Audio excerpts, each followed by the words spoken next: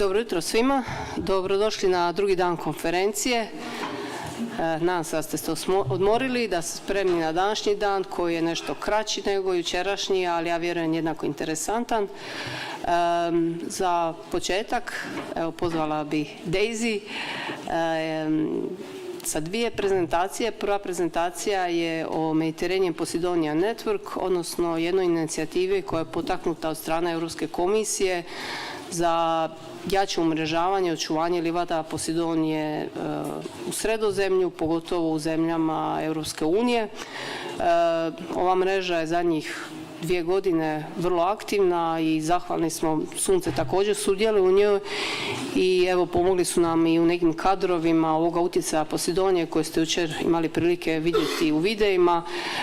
Takve kadrove, usprkos tome što je taj utjecaj široko rasprostranjen, nije lako snimiti po morem, pa evo zaista još jednom hvala cijeloj mreži i Daisy i Marcijalu što su podijelili njihova iskustva, pa evo pozvala bi Daisy da prezentira.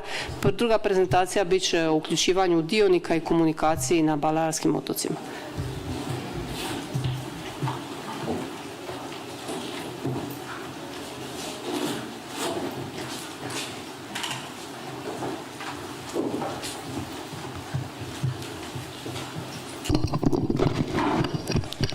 So, habla, grazie mille. Dobro jutro. Hi everybody. First of all, I would like to thank especially to Thinka and to Matea, to your organization, Sons, for organizing our presence here from the Balearic Islands. Also, thank the Mediterranean Pacidonia Network for me to be able to talk in name of all of the members. Thank you, Martial, as well, for coordinating ourselves to explain the two models at the regional level and also at the local level. And thank you to all of those people following online from Spain, from the different countries. And I would like to start with the presentation today. I will do 2 steps, as Trinka was explaining. So first, we will talk about the Mediterranean Pacidonia Network and the relevance of the work of the Mediterranean Pacidonia Network, but also the relevance of what we've been learning during yesterday and what we will learn today as well. So all of your comments yesterday, all of the debate was really insightful. It's nice to see other places and different ways of management and different opinions and things that we all have inside that we can express to try and learn from each other, learn from the good things, learn from the bad things. So hopefully I can explain this to you with the different models of the work that we've been doing in Formentera. So just a little bit of where I come from. This is Spain, on the other side of the Mediterranean. The Balearic Islands is 4 islands, Ibiza, Mallorca, Menorca. Formentera is the smallest one. Okay.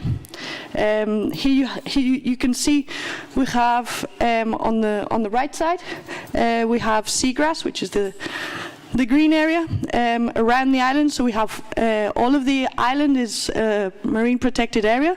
It's Red Natura 2000, and we have areas. Yesterday, while we were in the presentation, I was trying to look on Donia. I was trying to look on on marine traffic to see how, because somebody said that you would like eco marine all around of the different places where you have impact. Okay, so here in Formentera we have a lot of sand. We have areas where we have marine buoys, but I'll explain this later. But it's about understanding your case study in Croatia to see if maybe there's different possibilities in different places. In SASPAS, you've done a lot of work, so that's very insightful. So just a little bit of where I come from. I'm a marine biologist, specializing in coastal management. I studied in Great Britain, which is my other half. I'm half Spanish, half English. I'm a professional skipper based in Tarragona, and then I'm also a diving instructor from when I was a little baby. The professional experience up until 2013, I've traveled to different places, working on conservation projects in the Caribbean, in the Maldives, in Asia, in the United States. So up until 2013, I was traveling the world, and then I decided to go back home with the experience to Formentera. And in 2013 is when the surveillance of the anchoring service that Marcial introduced yesterday, it started. Actually, this started with a government of a right-wing government, so it wasn't. It's just one of the notes I'd like you to take home, and I'll explain further. Then in 2015, the local government convinced me to join their project for the term between 2015 and 2019 to become the local Minister of Environment. So it was marine conservation, but then many other things. So we had waste management, energy management, water management in a small island. This is a little bit of the different things we did during the term in the Conseil Insular. So there's the politician activity, but from my experience as a marine biologist, my leitmotif was to apply technical concepts to the politics. So not just depending on social opinions or the press, but to have a base on the technical side to continue the mission. And then after leaving the Conseil Insular de Formentera, I joined Zero Waste Europe, which is a Zero Waste Europe. It's an organization, and slowly building my own consultancy where people are asking for advice. I thought, well, if people are asking for advice, maybe I have to start to charge people, because there's a lot of people asking, so it's just been a natural process. So what we do in White Sand Solutions, we're an environmental consultancy based in Formentera, but we try to do many projects at the minute are abroad. So this is a good sign. We do marine conservation, coastal management projects, eco-marine, anchoring assistance to charter companies, yachting agencies, skippers associations, private mariners. As I say again, waste management. And now one of the new projects is we've had consultations from the nautical sector on how to improve waste management of the boats, so that the different difficulties that the nautical sector has to deal with their waste when they get to land or when they're in a natural park, so all these things. And so to begin with the Mediterranean Pacidonia network, the Mediterranean Pacidonia network was, it started in 2019 in Athens. I didn't know the Pacidonia fans in the rest of the European countries until 2020, but in 2019 in Athens, Marcial was there.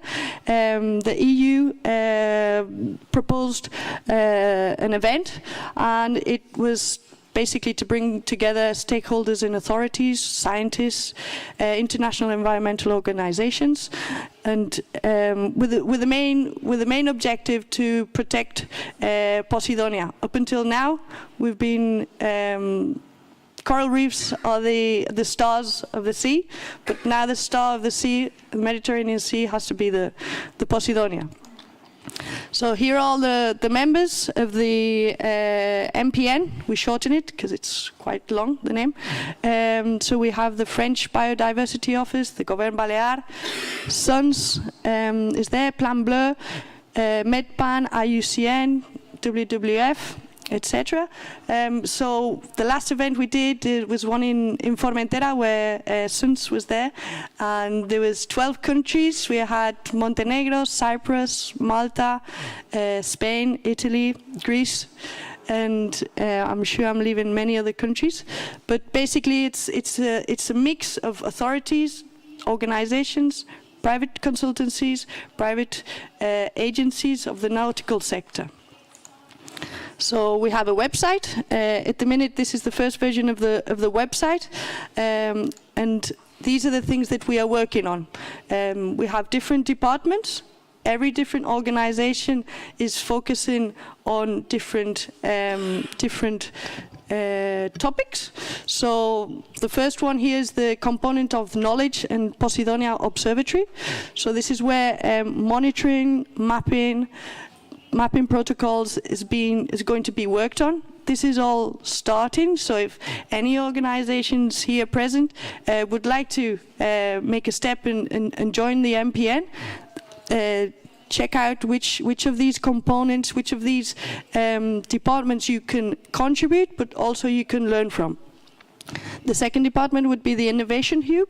This is more about financing mechanisms, sustainable financing mechanisms, mapping software, so the apps that we have that have to improve. Then there's a component regulatory framework, stakeholder engagement and awareness raising campaigns. So what are we doing right and what are we doing wrong with awareness campaigns? We have awareness campaigns all over the world, all over the Mediterranean. Some are working, some maybe are not having the results we expect. So that's a working group to analyze these kind of things and continue. Capacity building hub. So are we scaling up the technical network? Are we having resources centers? Then the last two are the management measures and pilot sites. So assessing the different places for different management strategies. Not every place may need the same management strategies as the next pay along.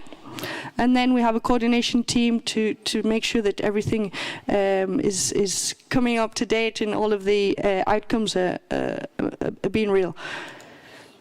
So this is the visibility of the network is what we are working on. Today we already have the event of the SASPAS project. If you check the website now, it's up. We've been in Marseille, we've been in Monaco, in Formentera, also in Brest.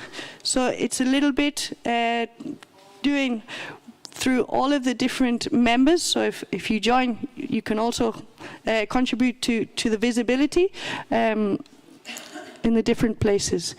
So basically that is the Mediterranean Pacidonia network.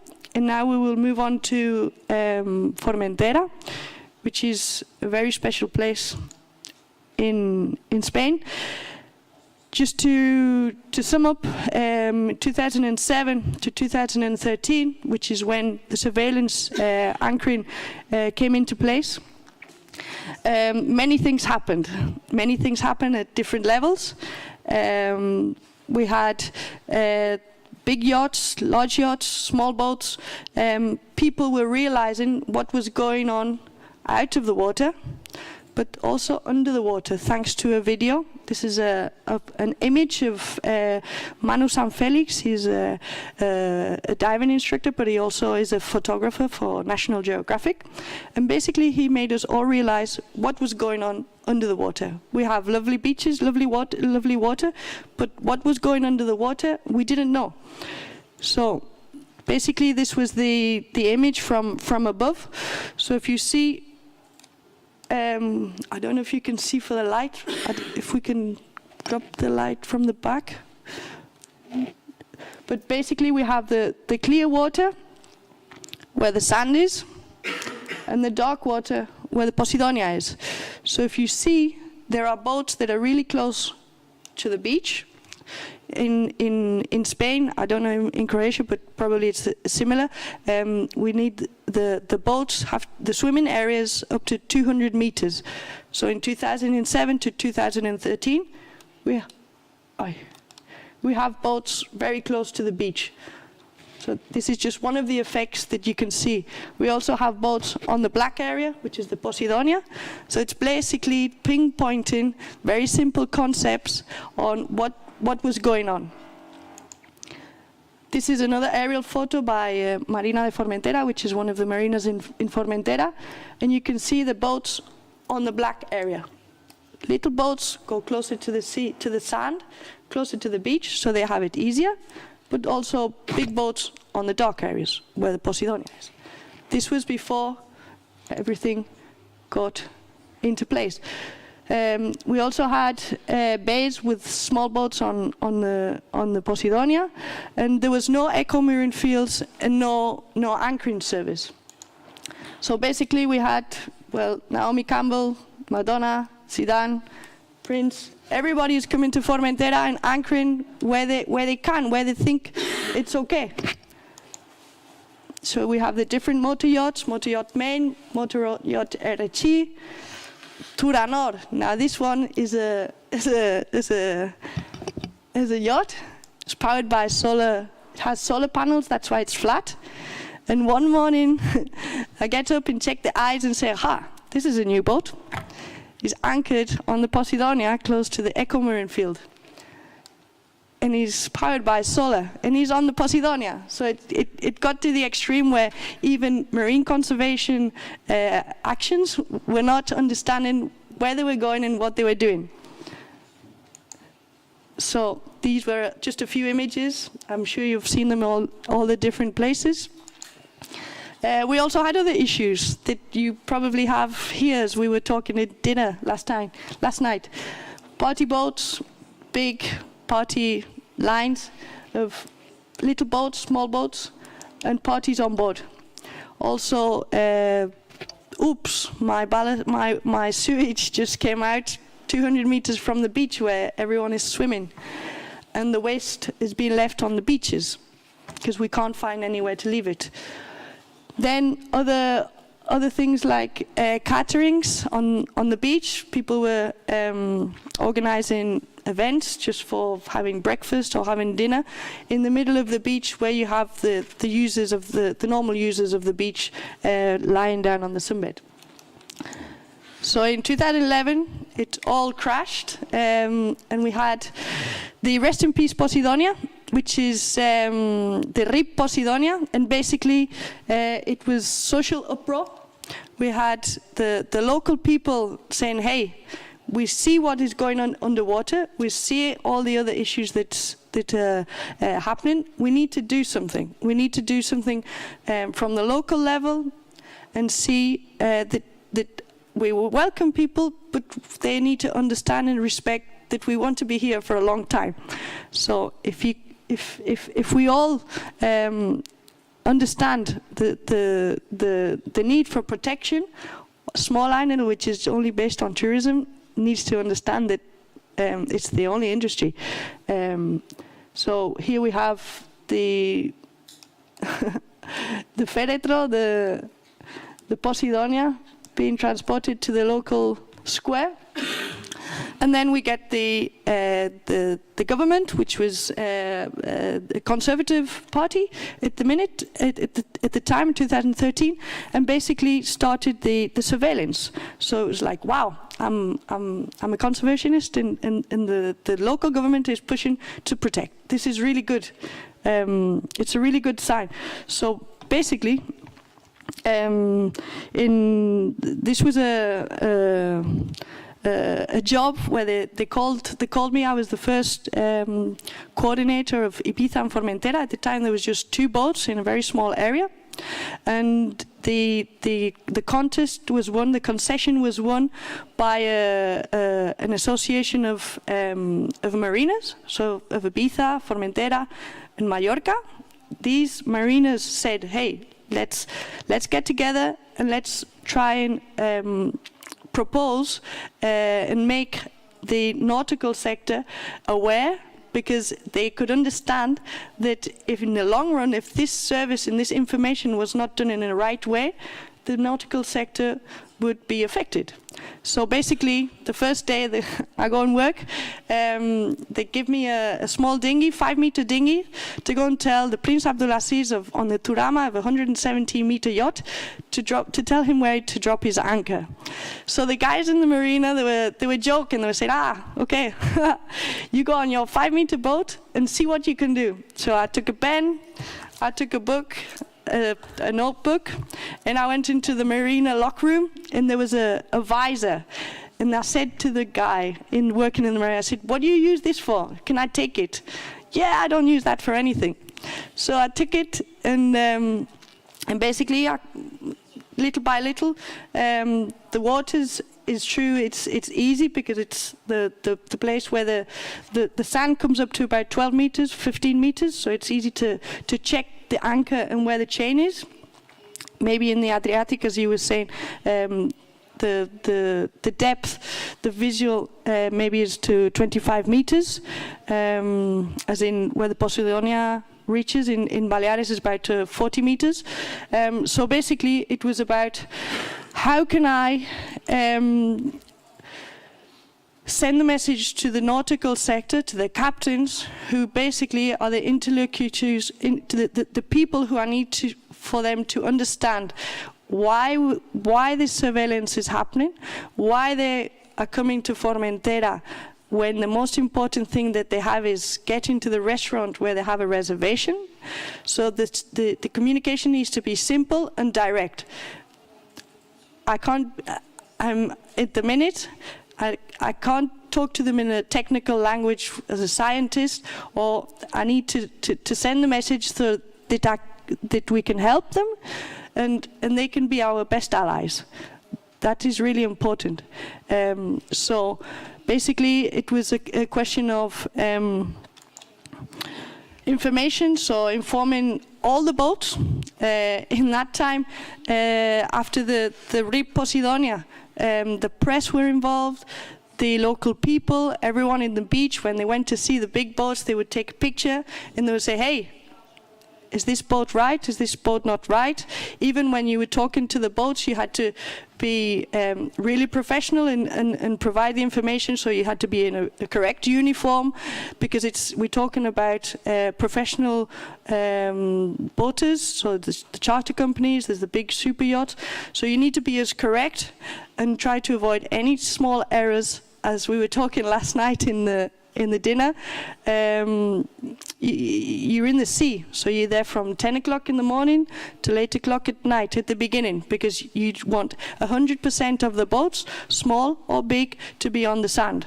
If you have one boat on the seagrass, the boaters have the perfect excuse to say, hey, why are you not going to tell him that he's on the Pacidonia, even if it's a small one or if it's a big one, a local resident or a tourist? Everybody had to, we had to empower ourselves as the two only park rangers, so that there was no errors to prove that our work was doing well. So we have the channel, as Martial was saying, the visor.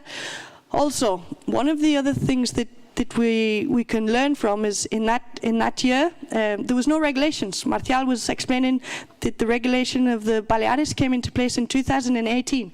We are in 2013. So we were lucky. This was a natural park, so it was a UNESCO site. And reading the small plan, I found a sentence where it said, Pacidonia, not the Pacidonia, but all protected habitats cannot be pulled off or destroyed. So this was my only excuse when you approach the boaters to say, hey, this is a marine protected area and this is a plant that is protected.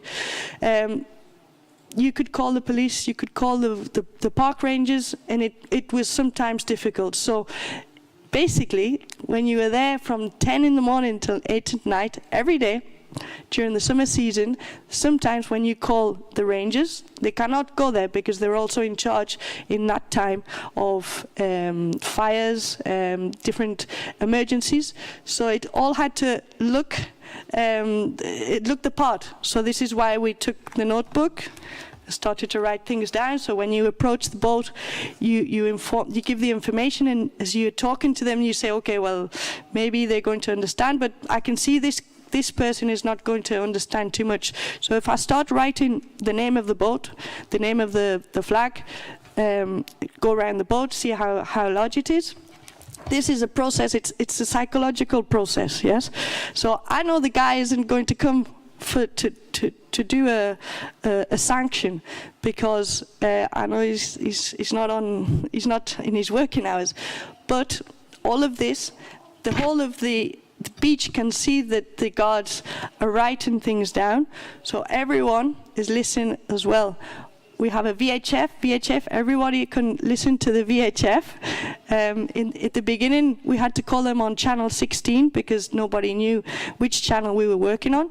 So you call the vessel with their name, because you check the eyes system. Many of the larger boats are the ones that have a maneuver which is more complex, so they need more assistance.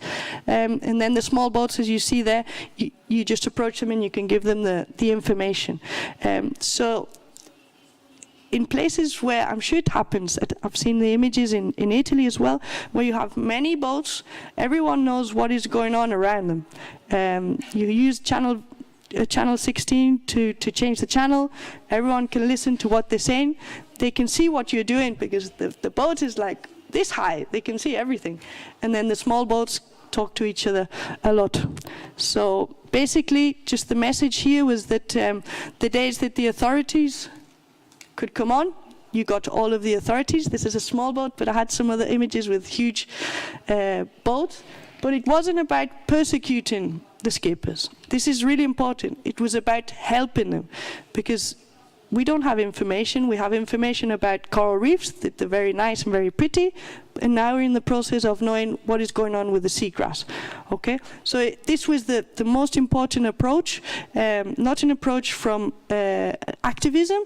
That was going on land with the people from the community, but from a professional service, you had to play the part where you are part of, you understand the nautical regulations, in that you also understand the language between two people that have to enjoy the sea but also comply with the natural park regulations. So this was just the letter. My boss, he was from the marina, he said, okay Daisy, I need you to write a letter to all of the marinas. So again, you put yourself in the context of you belong to the nautical sector, so you need to instruct them. You don't need to send them a huge letter with all of what the Pacidonia is. You need to give them practical information. So you have the channel, the telephone number, and the timetable, and the place where they need to call you. So this is just a video of, this is how close we get to the boats. The sound isn't on, but it's a really big sound. This is another one. So here you can see, we get quite close with a 5-meter boat. This is a 50-meter yacht, approximately. And it's quite loud. So here is just a special mention to BWA as a yachting agency. From the beginning, and Dorian here is the representative of BWA in Croatia, basically contacting the different stakeholders. One of the key stakeholders was the yachting agencies, that they would provide the information before even the yacht was coming to the destination. So that you provide the channel, the telephone number, the timetable. And this is easy. So it's about getting the message to the right people, so that in the end, contacting with, this is BWA is all collaborated from the start. But if we think about the yachting agencies, the same boats that are in Formentera are coming to Italy, they're coming to Croatia. Same skipper, same crew. So it's not that difficult in the end. So on land, just to sum up, some of the strategies that were going on in parallel to the surveillance that was going on, and the methodology that was happening. So we had education campaigns, tourism campaigns, construction, agriculture, fashion design. And to explain this further with images is much easier. So in Formentera we had the Save Pacidonia project, which was launched in 2017. So in 2017 we had to think about, okay, do we want to send a message in showing the destruction? Do we want to send a message to get people on board and to get restaurants, supermarkets, marinas, yachting agencies, big companies? Here we even have the lottery, the national lottery, got a Pacidonia ticket out. This is a restaurant. Many of the restaurants give this. In this case, it's 6,500 a year. Then there's the beer. The national beer is one of the biggest sponsors. They've given up to 40,000 euros. So all this money is going towards projects to conserve the Pacidonia in the end. So it's a way of getting people to be a Pacidonia keeper, to show the logo that they are with the project, with the Save Pacidonia project. But in that makes them comply. So when you say, hey, you're not complying too much, selling your restaurant and disembarking the people from the yacht and accepting their reservation, this yacht is on the Pacidonia, so please, can you try to accept, because you have a waiting list of this big, can you try to comply by accepting reservations from yachts that are anchoring on the sand and not on the seagrass? Just a small example like this was really powerful. Also to walk around the different marinas in Ibiza and also in Formentera, just try and take a look. When you're looking at the boats, sometimes you would say when you finish your day of work and you're really tired, and you saw the boats with Pacidonia on the anchor, you said, okay, right, I'm going to go and talk to the director of the marina and say, hey, you have a waiting list, again, of so many boats for your marina. Why don't you comply and accept that your reservations or the boats that come in cannot come in with the Pacidonia, with the anchor full of Pacidonia? So this is a way of making people realize that a photograph in the paper or on social media or on the RIP Pacidonia network will have an effect on your business. So come on, let's everyone try and do your part of the job. So we did awareness campaigns related to waste, to water even. So here it says Pacidonia starts here. So when you're flushing the water, then we have Pacidonia in jewelry, we have Pacidonia fashion, we have Pacidonia in the toilet, as Mattea was saying yesterday. I don't have a picture of that. We have concerts of Pacidonia. The concerts in Formentera have an educational side. I think you have in Italy as well the same type of festivals. And Pacidonia in construction. So many years ago, Pacidonia was used in construction for insulating, and Pacidonia in agriculture. So the dead leaves are being used as traditional use. We even have Pacidonia salt. We have the salt flats. The salt flats are in the marine park. So the guy from the salt flat said, "Okay, I'm going to call my salt Pacidonia." So this was the result, but we still have pending. We still have pending things to do. It's not all done. So this is an image of where you can see here all the boats are on the white. These are on the white. But what's happening here? This was something that you were talking about yesterday. They're all okay, but there's a lot, no? Here, if you're lying on the beach, you cannot see the sunset because there's a lot of boats, small ones and big ones. So we need to go a step further. And there's other issues to attend.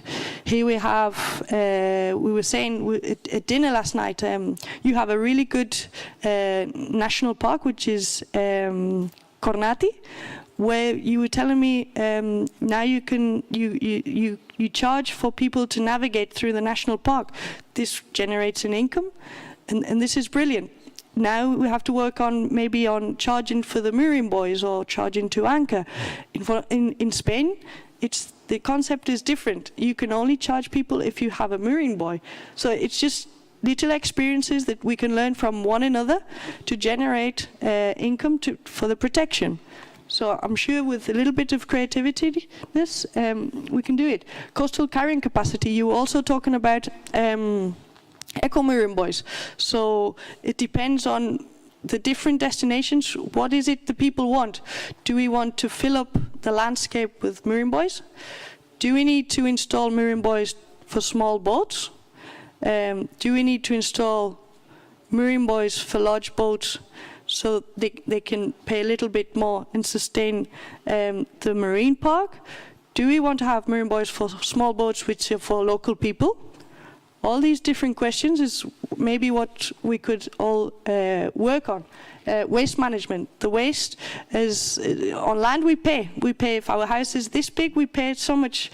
If our house is this big or our restaurant is this big, we pay so much. So all of these different issues, the nautical sector is willing to help. So it's just about getting everybody around the same table in a Mediterranean Pacidonia network, for example. It could be any other places.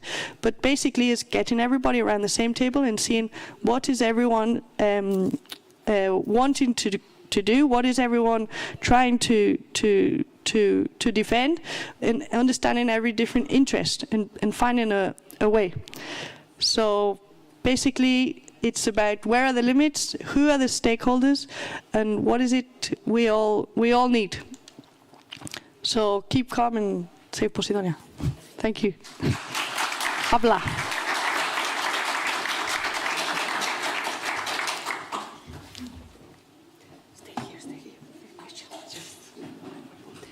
So thank you, Daisy, for the presentation, and it shows that sometimes it takes really one dedicated and brave person to start something.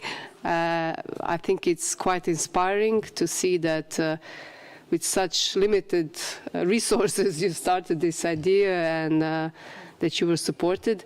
We'll open the floor for a few questions, but I wanted to ask you, I was not sure, so you were hired by a municipality, or and how did you present yourself when you came to these boats? Like, I am Daisy, or you're in front of who? So yeah. So basically, it was the Govern Balear at the time. They take out like a concession. It's a contest, and then the different private businesses can propose. And at the time, the Pitiusa de Ecología, which is made up of the different marinas, it's a private business. They contracted me and Ivan, who is also watching, in Formentera. He's the coordinator now for the last 7 years when I left. So it was about this has good things. It's not all has to be skeptical because it's a private entity doing conservation work. It was useful because you can wear the hat, as in on the boat you have the logos of the Govern Balear, but you're a private company working for conservation, and you're trying to make the sector that you are working for, so that's the nautical industry, do something like move a little bit further. So the way that we presented ourselves was, well, understanding that they have reservations in the restaurants. They come from marinas. They come from many different places. They might have Madonna on the boat. They might have different people. So it's a question about treating everybody the same way, small boats, big boats, to comply to the same thing. So when they try to come up and say, hey, I have so-and-so on the boat, I don't care. How much is the fine? How much is the fine? I say, I know you don't care how much is the fine, but tomorrow if you anchor here, there's the guy there, there's a paparazzi there, there's a guy on the pontoon there, there's another person, an NGO in that boat, and I'll bring you the newspaper, because everybody is going to know because we explained many things, and this is something that we did, is so that we tried to instruct all of the people that were in the social uproar. So we got the directors of the newspapers, the radio. We explained all the different tools that were available to understand that if they put on Donia or if they put on marine traffic, they can see when they're in the restaurant and say, oh, I'm going to have a look, see what boats they are, because you can see the name of the boat, you can see who the boat belongs to, maybe sometimes, and we got messages at like 2 o'clock in the morning. Daisy, this boat is on the Pacidonia. So that made we were just 2 people, but really we were all of Formentera, because everyone understood the tools that were available in a public use. So that was really easy. And for the small boats, they have they had the fear of the possible fines. So that's the strategy for the small boats. And for the big boats, the fear was that you'll be in the local paper tomorrow. And when that happened, next morning you take the local newspaper. So it's a small world. So everyone speaks to each other. I know it's different. It might be a worry for authorities, for the people in charge of different services, but you have to find a way. Sometimes it's the correct way, and sometimes it's a different way.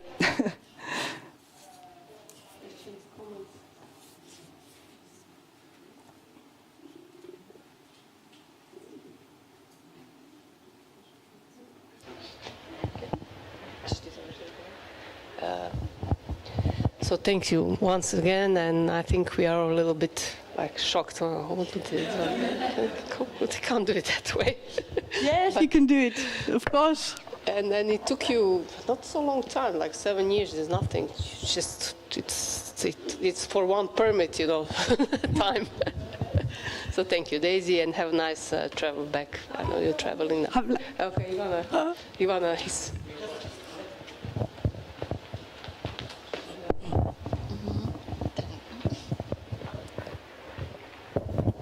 Thank you very much for interesting presentation. I have just a quick question. So Zrinka just mentioned that you were dealing with this issue for 7 years. What was the awareness point of locals when you started? Because it's not easy. It's easier when they are already sensitive about Pacidonia and you don't have to introduce new species or new protection issue, where they're already aware that they need to take care of Pacidonia, or did you start awareness rising at that moment? Well, I think it all started with that photograph and the video of Manu San Felix of the anchor of Prince Abdulaziz from Saudi Arabia. The end, the local people were the ones that were demanding the government to take action. And I think treating every single boat in the same way, resident, tourist, small, big, was the key. Then you don't have this interaction where you need to say, well, no, go and look at him, I'm fine, I'm here having a sunbathe. So I think regulations are for everybody. You need to, this is the way we did it. We also work very long hours, so it's not about, this is also the advantage, no? So when you work in the local government, you have a timetable. Well, Marcial doesn't have a timetable, but trying to understand the need and to put in place what the mission that you have to do, and to show that you actually committed to the project, I think made people realize that, hey, okay, so we need also to put our granito de arena.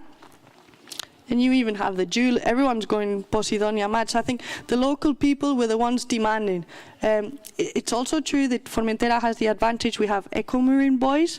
We have a lot of sand But in other places, there's a need for eco-marine buoys, which is the work you're doing with SASPAS, because the local people don't have the chance to go, or the charter companies don't have those places to moor because there's no sand. So that is why the implementation of the regulations that are coming in place, like in Valencia, last week, as Marcial was saying, they approved a law, same as in Baleares. But we're going to see if they're prepared for the surveillance, because also there's not many places where there's sand, but there's not enough eco-marine buoys. And in Valencia, it's a tourism based on local people, Spanish people. So it needs to all go together. The press helps a lot. If you explain what they need to understand, they will be on your side. If you are clear with all of the different arguments and you treat everybody the same way. Thank you. One question. No, I just wanted to say hello to Daisy once again, and just give a comment that I was lucky to visit Formentera, and I was really impressed by the presence of Pacidonia everywhere. It is. I told you yesterday in dinner that I felt like a crazy person in hospital. I'm not crazy. It really is impressive. I have just one question. I didn't get the info on that. So you have eco mooring buoys, but who is like, okay, not owner, but is this concession on the private companies, or it is publicly owned? This is the information I missed. You understand that? And the price you charge for the buoys, or no? Yes, in this case, it's, Marcial, I'm sure can answer this question, but I'm sorry. Basically, the eco-marine sites are run by the concession is for the government, but then they do a contest for private companies to run it. Okay. So in this case, this year is a new year where the government is provided Port Authority to do that public contest. Okay, I understand. So it's a new thing, but the mooring sites are from boats up to 16 meters, Marcial, or 20, yeah. So, and as Marcial said yesterday, they're working on more marine sites in different places to do that. Gabi, just a question. I have one more management question. How many people work on all these activities? Education, talking with Marines, helping skippers on these 18 boats. How many people are involved in all this? So in the beginning, as in 2013 to 2017, there was just 2 boats in a small area, and then it was applied to the rest of the Baleares. Marcial is 18, you said yesterday, in the whole of the Baleares, but that is just the surveillance team. We're a private company from the concession of the Balearic government, but also the Balearic government has their own park rangers. So the people who work in the natural parks and the people who work for the emergencies. There's Marcial, you should answer this question. I don't know the numbers. Yes, as Daisy said, it's around 18 boats around surveillance, and we have coordination with the natural parks boats, so it's around 4 more boats. We also coordinate with marine reserves, which is Fisher Reserve. They also have boats, so we try to coordinate with them. And also the authority, the Guardia Civil, which is called in Spain, and the environmental agents. But I have to say, in the government, as government, we are just 2. Yeah. I mean 2 or 3, but more or less. So it's a lot of pressure and work, but we have the researchers, panels, research to create these contracts with external help. But this is the surveillance and the anchoring. We also have another department for the education. This is true, and we have called Aula del Mar, which is a building where all the kids go there. All the kids of Mallorca, they go there to learn about the Pacidonia, about the plants, about everything. So if we're talking about anchoring, there's a big team and big extra companies. But we have different departments. We also have a net to know the conservation status of the plants. So we have 30 places where the scuba divers, like volunteers, they help us to check. So people like the people that work as government every day, we are very few. But we have a very big net of helping people because they really want to help. Now everybody understands that it's very important, and I also want to tell the most important that you were talking how people start to be aware is the image. I mean, this image of Manu Sanfelix, National Geographic, explained very good. He explains everything very good in the newspaper. This, I mean, once we had this in the newspaper, it makes a big change. I mean, everybody is aware of what's happening. It's like the forest, when you cut the forest with the machine, no, this was in the 80s or 90s, there was an image like, wow. Now I think the anchoring in the seagrass is the new image that we have to try to stop in this way. So I think this video and this picture was very important. Yeah. And the prices of the boats, I think it's 15 euros of the small boats, 30 bigger, and then till 16. 16 meters long of a boat is not very big, but the insurance don't let us to have more. So bigger. Now we are trying to do the bigger boats because, as Daisy said, they can pay more. But the installation is very hard. But I think it's worth to have it because, I mean, what we don't want is the bigger boats to anchor in Pacidonia, and they can pay a big price for that. And just to add one other message, so the start was the big image of the big anchor, but another good awareness campaign was to make everyone part of it in a positive way. So when you send a positive message of, and we didn't have the video, but maybe you could put the video later, but getting involved, and I say again, the restaurants, the nautical sector, if you're a marina or a charter company, you don't want to post a video where you can see all of the anchor destroying the Pacidonia. You want to make them part of it. So if you can make them be a Pacidonia keeper, that is a positive campaign. It's positive. So you want it to spread. You don't want to go against the people that you need for them to collaborate. You need to help them and make them look good. And actually, if they're doing a good job, say that they're doing a good job. Why not? That was the two different strategies. First one, to show the impact, and then to show the positive things that everyone can do. Everybody. Thank you. No questions. Don't be sorry for that.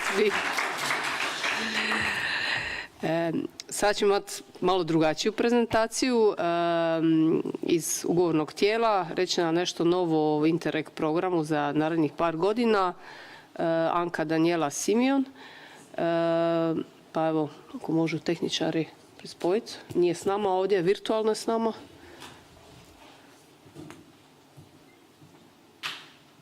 We are good.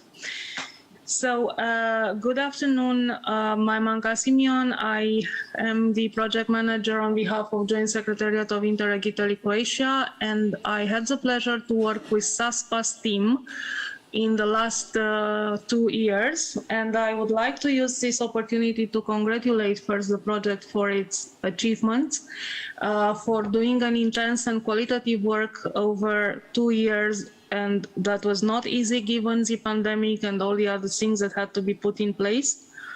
So from this perspective, I think the project did a great job, and also looking into the outputs, the project also it's having an important contribution to the program objective, and it also contributes in a very important way to the natural landscape and natural risks and things that have been from the very beginning set in the application form.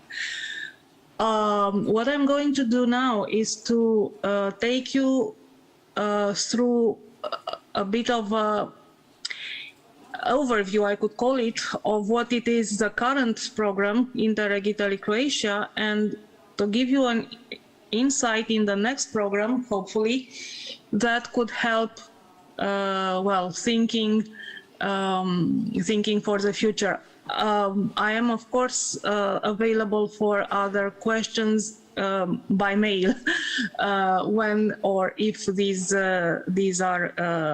exist.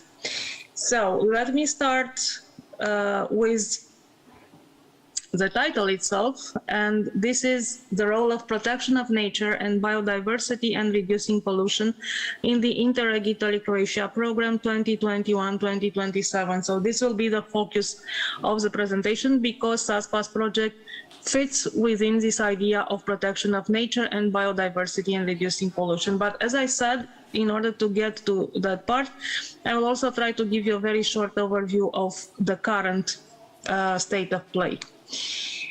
Okay, so this is in a nutshell Interreg Italy Croatia. So it is a program that overlooks the Adriatic Sea and has this objective of increasing prosperity and blue growth potential of the area by stimulating cross-border partnerships able to achieve tangible and concrete changes.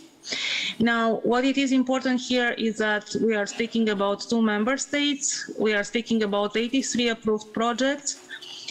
We speak about a budget of 200 million euro ERDF, which represents 2.3% of the total European territorial cooperation budget. So this is quite important.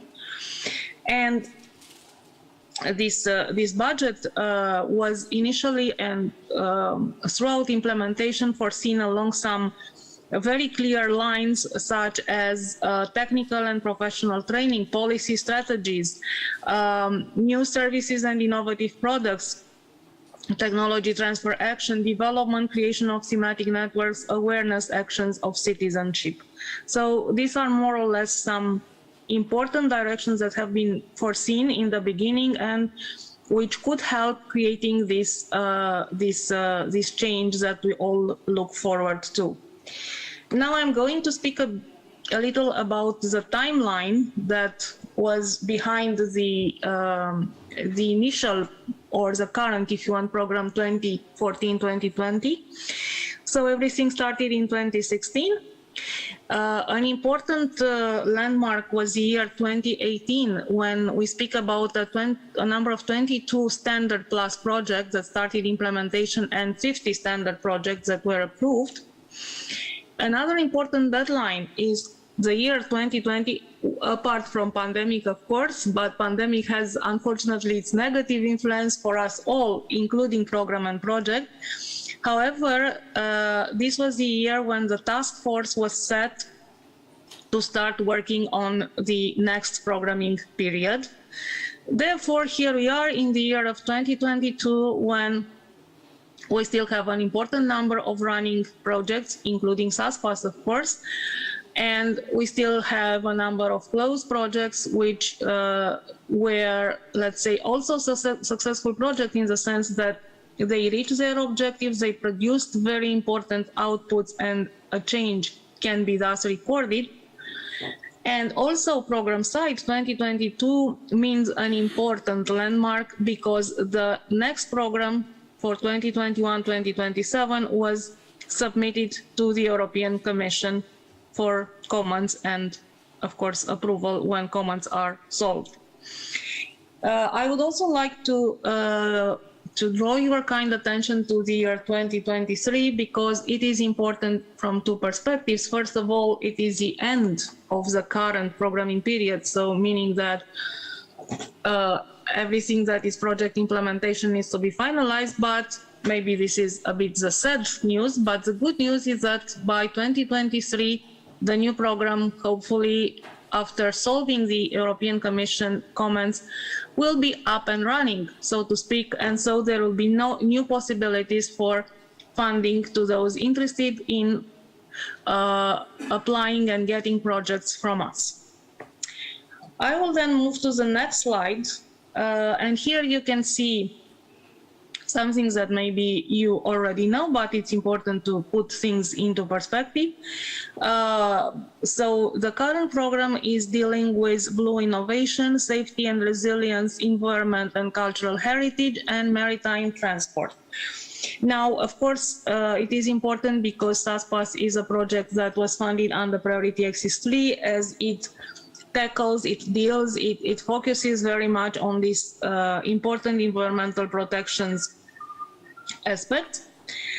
We can also see that it is very important because there is quite an important number of projects funded here, 37. So again, congratulations to SASPAS project, because it meant that from the very beginning they were able to put forward a convincing application that convinced the program and the monitoring committee to receive funding and then further on to be implemented.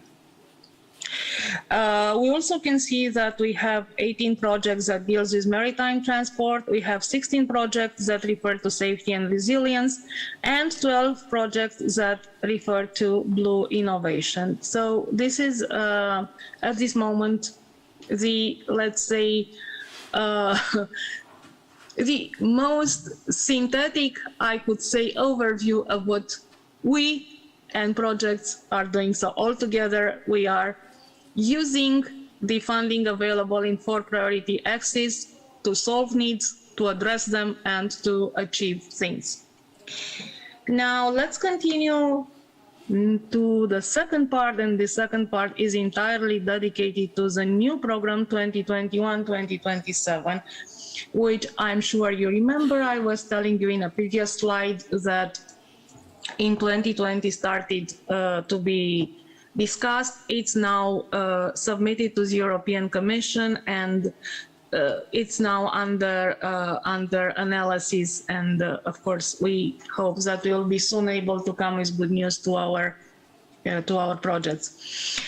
For now, let me draw your attention to, I would say, some key things that the new program 2021-2027 is having or is taking into consideration in order to finance.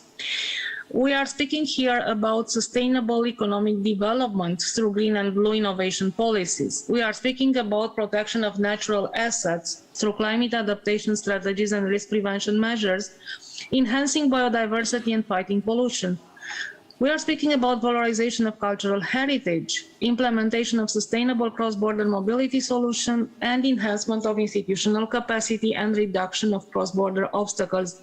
So, as we can see, there is a large variety of possibilities for receiving funding. Now, let's see how this may actually happen, and for this, we are going into the next slides. The next slide is meant to maybe clarify why we started in 2020 and we are now in 2022. And first of all, this is because it was an intense consultation process, which included our projects, our main stakeholders, which of course included strategic decision of the 2 countries, Italy and Croatia, and of course including a harmonization procedure of the European regulation. So as you can see on this slide, we are speaking about in-depth consultation of projects.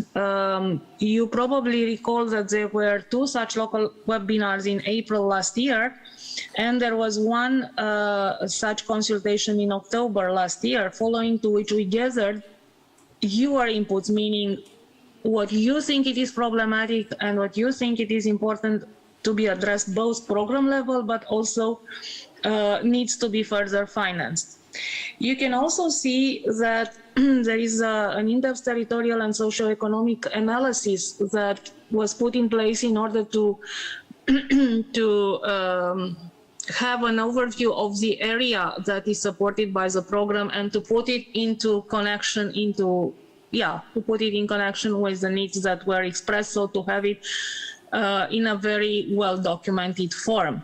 And of course, as I mentioned before, there was a strategic level decision which translated into 11 task force meetings that were held for the preparation of the new program, with the end result that there is a draft program completed, approved by the strategic levels of the two countries, Italy and Croatia, and submitted to the European Commission. Now, let's move to the next slide. You can see here that there are some important landmarks. I think the most two important are maybe the last two, because you can see that over the summer of 2022, the program approval is envisaged, and in autumn 2022, the launch of the program is envisaged following approval. So at this moment, I would say we are at the right time to give insights on what the future looks like from the perspective of the new program, so that we can all have a better idea and start structuring our thinking. Having said that, I will continue by giving you an insight to the main or the core aspects of the program. So based on the new European regulation, an European territorial cooperation program is structured into policy objectives, which in their turn translates into specific objectives. Now, it is important to mention that the policy objectives as they were already decided by the European regulation.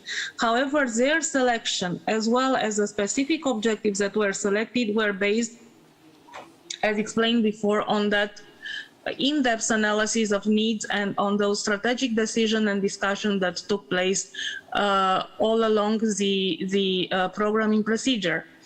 And this resulted in the fact that the new program 2021-2027 will be addressing a smarter Europe, that means sustainable growth in the blue economy, will be addressing green and resilient shared environment, sustainable maritime transport, culture and tourism, and a specific priority which is called integrated governance for stronger cooperation, which is meant on one side to help the local administration be more efficient and more effective, if you want, in giving the right support, but also something that has been highlighted in the consultation with stakeholders, which are the cross-border obstacles. So it is also a very specific direction, and horizontal one, but which is really meant to help the implementation.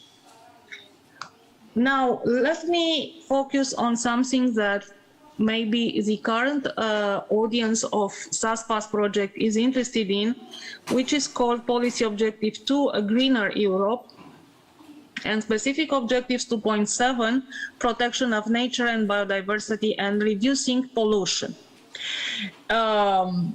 So, as I said, this is the large umbrella, if you want. Now, if we look at this large umbrella, which we can see that it's called Green and Resilient Shared Environment, we can see that there are a variety of interventions, if you want, so that you can consider, or any interested applicant can consider, in order to be financed by the program. And these are pilot and demonstration actions to test feasibility and practical effects of studies, research policies, and agreements, capitalization of results achieved in the previous program or in projects financed by other EU instruments and initiatives, all connected to Pillar 3 of the European Strategy, USAIR. Maybe I could draw your attention to this word capitalization of results, because it could be that, given the fact that you already, and I'm also referring here directly to SASPAS project, has achieved important outputs and important results, you may also be interested in taking them to a different level and making good use of them. And so you see in the next program, you also have this possibility.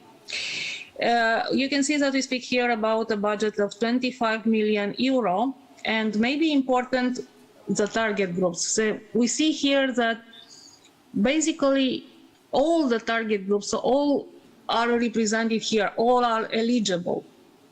So we speak here about public and private, we speak here about research, and the new category, which is use. So this, of course, also gives a large possibility when working on financing and looking into the project idea. And now I'm trying to be even more concrete, and remaining within this priority too, I'm trying to describe a few possible actions or directions of, that could be used in order to get finance. So the first one is to, so via this priority is to achieve a higher efficiency of monitoring and research on natural marine habitats and human activities impact. So this is, let's say, the overall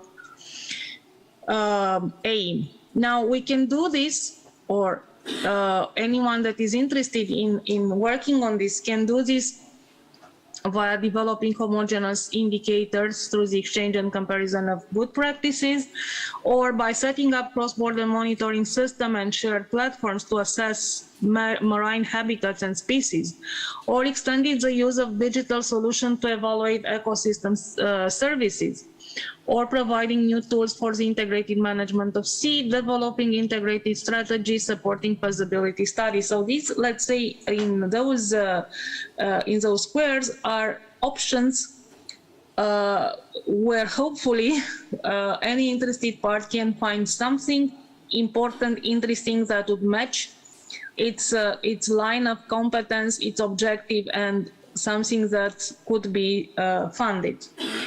But as I said, this is not all, because we have a second line, which is increased awareness in relation to environmental pollution and protection of biodiversity. You remember that I was telling you that the new program will be included youth as a very specific target group. So maybe that's like a strong possibility for them to be interested in this, and that could be through training and educational activities to raise awareness also among policymakers and general service providers. Could be promoting community-based initiatives that combine regeneration of marine resources with the preservation of local livelihoods. Could be information campaigns for responsible tourism activities, or joint strategies to spread good practices. So again, as we see here, we are speaking about intense awareness both within the public authorities, who are the main decision maker and who in this way can get familiar and can also contribute to having sustainable policies. But also we can see that there are community initiatives that are important in the field. And the last line here for possible financing is a reduction of pollution in critical areas, which can be achieved through developing and testing ecological technical solution, or through integrated policies aiming at limiting the anthropogenic pressure on coastal and inner regions, including green ports. So again, as I said in this previous 3 slides, I was trying to present the fact that the program is having this policy objective which addresses green economy, within which various possibilities are for these activities related to marine and pollution things, and they can be addressed via a very large array of target groups, and as we have seen here via a very large typology of action and activities that hopefully would be interesting for the audience. I'm now almost reaching the end of my presentation. There are 2 slides left. This refers to something that it's a horizontal perspective. So we have seen before that there is this possibility based on the needs that were expressed to address specifically and scientifically, I would say, the marine and pollution aspects. But we need also to remember that all these things must embed this horizontal dimension of activities that are sustainable. So on long term, they continue to exist, that they are inclusive in the sense that important target groups and maybe those who are, let's say, impaired persons and things like this, they can also be integrated. And of course, everything should be done in this aesthetics perspective. So of course, we will make sure as program that these are more in depth discussed as we approach the launching of the calls. But just for you to give the idea that this, let's say, societal larger base is important when thinking of a project and when deciding to choose one of these options that I presented. And as I mentioned, and you can see that this is particularly important for PO2, so policy objective 2 and 4. We remember that this marine and the pollution aspects are dealt with policy objective 2. And of course, here we are interested in this sustainability. And also here, we can see that youth and young generation are included as a specific target groups. We have seen that we have numerous possibilities to address to this specific target groups which have specific needs and for whom it has been expressed the need to include them and to make something so that they can understand this very complex issue of pollution and marine things. And now, really, almost at the end, just final thoughts on my side. So it's that, as I said before, the construction of the program was meant to include sustainable development practices, was meant to put in place projects that would create synergies and complementarities among the projects financed by 21-27 Italy, Croatia, and those supported by other cross-border or transnational programs. This is also very important for us. And we have seen that we have public and private stakeholders who can work together to indeed create things that are relevant for the needs in the area. So I would stop here, and again, I would like to all congratulate for your achievement, to hope that those presented are giving a bit of a food for thought for next, and to, of course, wish you success in this conference today. And now the last thing, maybe it is, or there are the coordinates where we remain available for any assistance you may need from us in regards to Italy-Croatia program. Thank you and goodbye.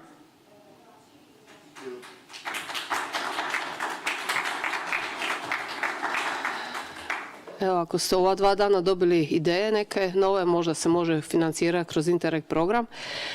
Anku nećete moći postavljati pitanje jer ona zapravo nije mogla s nama biti danas uživo. Ovo je snimka od jučer navečer. Evo, moderna tehnologija svašta pruža, ali možete kontaktirati na ove kontakte koje ste vidjeli na slajdovima.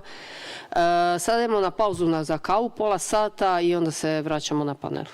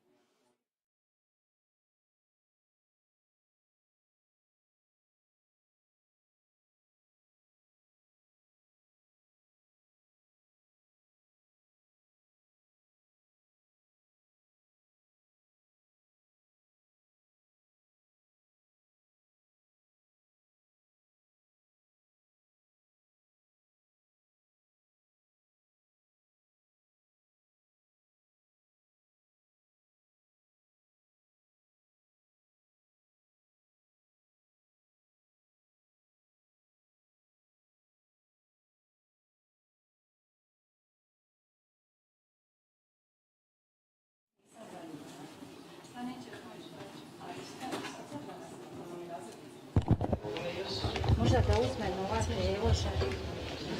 Za prijevod je...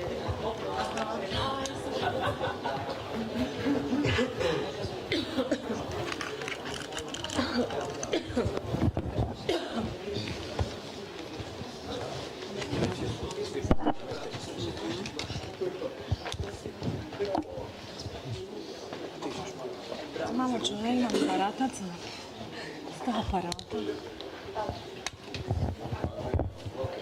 Da.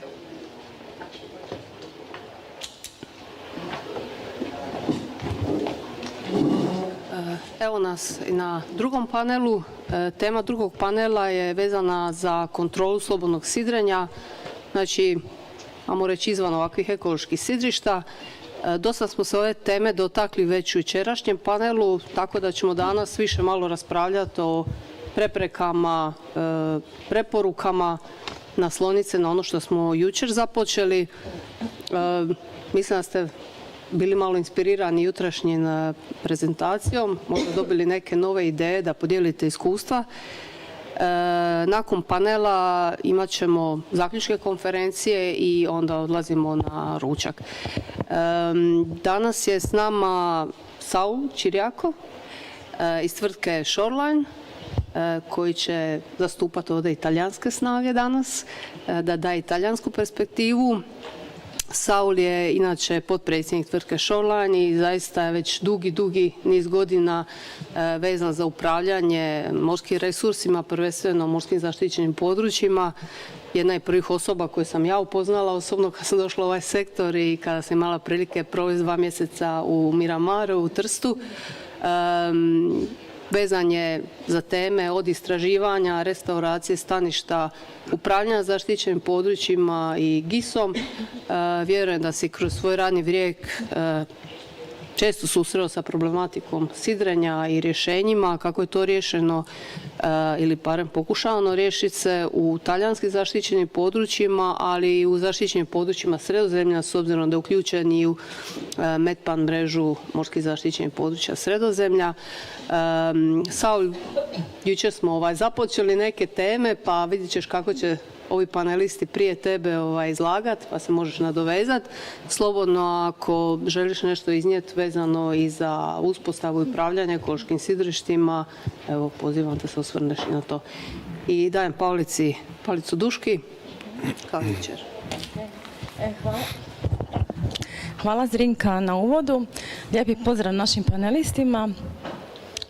Kako je Zrinka rekla, današnja tema današnjeg panela je kontrola utjecaja slobodnog sidrenja na morske cvjetnice i pričat ćemo o pitanjima regulacije sidrenja izvan luka, lučica i sidrišta. Pričat ćemo o tome kako i zašto očuvati morske cvjetnice izvan ovih područja, koji su kapaciteti i ovlasti policije, inspekcija, samih čuvara prirode. Također, jučer smo započeli, odnosno pričali o budućnosti nautičkog turizma, odnosno kapacitetima morskih ekosustava za prihvat nautičara, pa bi bilo i lijepo i danas da dođemo do nekih preporuka, zaključaka upravo na ovu temu. Kako utjecati na samu svijest nautičara, ali i samih dionika, te kakav nam je zakonski okvir u odnosu na praksu, koje su nam potrebne strategije, planovi i studije. Evo, znači neke iskustva, preporuke, izazove da probamo objediniti sada kroz jedan krug. Jelena. Čini mi se čak da ova tema je koju danas imamo izazovnija od one jučerašnje teme, iako zapravo ne bi tu trebalo što se tiče uloženog napora, možda bi je bilo i lakše razriješiti nego onu prvu temu koja zahtjeva jedna infrastrukturna ulaganja i brojnu dokumentaciju. Ovdje kada je riječ o sidrenju izvan tih uređenih sustava sidrenja, zapravo je najveći problem zakonska regulativa. Mi smo svjesni toga da većina Pacidonije u našem dijelu Jadranskog mora se nalazi u područjima ekološke mreže Natura. Ona je u zaštićenim područjima, ali najveći dio nje se nalazi u Natura mreži. I ona, iako je dana na upravljanje zakonski javnim ustanovama za zaštitu prirode, one kao što je jučer bilo rečeno, nemaju ovlasti za postupanje na tim područjima u smislu ne mogu izreći kazne, ne mogu prekršajne radnje, ne mogu odredbe kaznene, ne možemo procesuirati. Tako da taj segment je u zakonu ostao nedorečen i za razliku od zaštićenih područja, tu će kolegica moći reći više, u područjima ekološke mreže je to nedorečeno. Tako da jedini način našeg djelovanja za sada je podizanje svijesti. Podizanje svijesti, ono što je jučer isto bilo rečeno, možda ulazak u taj nautički sektor, prodor tog nautičkog sektora u smislu dorađivanja edukativnih programa za nautičare i slično, što će kolega reći više iz tog sektora, ali svakako po pitanju ovih zakonskog postupanja naših čuvara prirode iz javnih ustanova, tu je jedan veliki prazni prostor. Mi moramo isto tako biti svjesni da imamo Pacidonije jako puno. Imamo je zaista mnogo i bilo kakvo pokretanje izmjene zakonskog okvira će zahtijevati poprilična ulaganja po pitanju ljudstva. Jer nama je, evo u našoj županiji je 20% našeg akvatorija, 10% akvatorija, 20% je sveukupno ekološke mreže, ali 10% je mora ekološkoj mreži, a to su vam faktički obala svih naših otoka.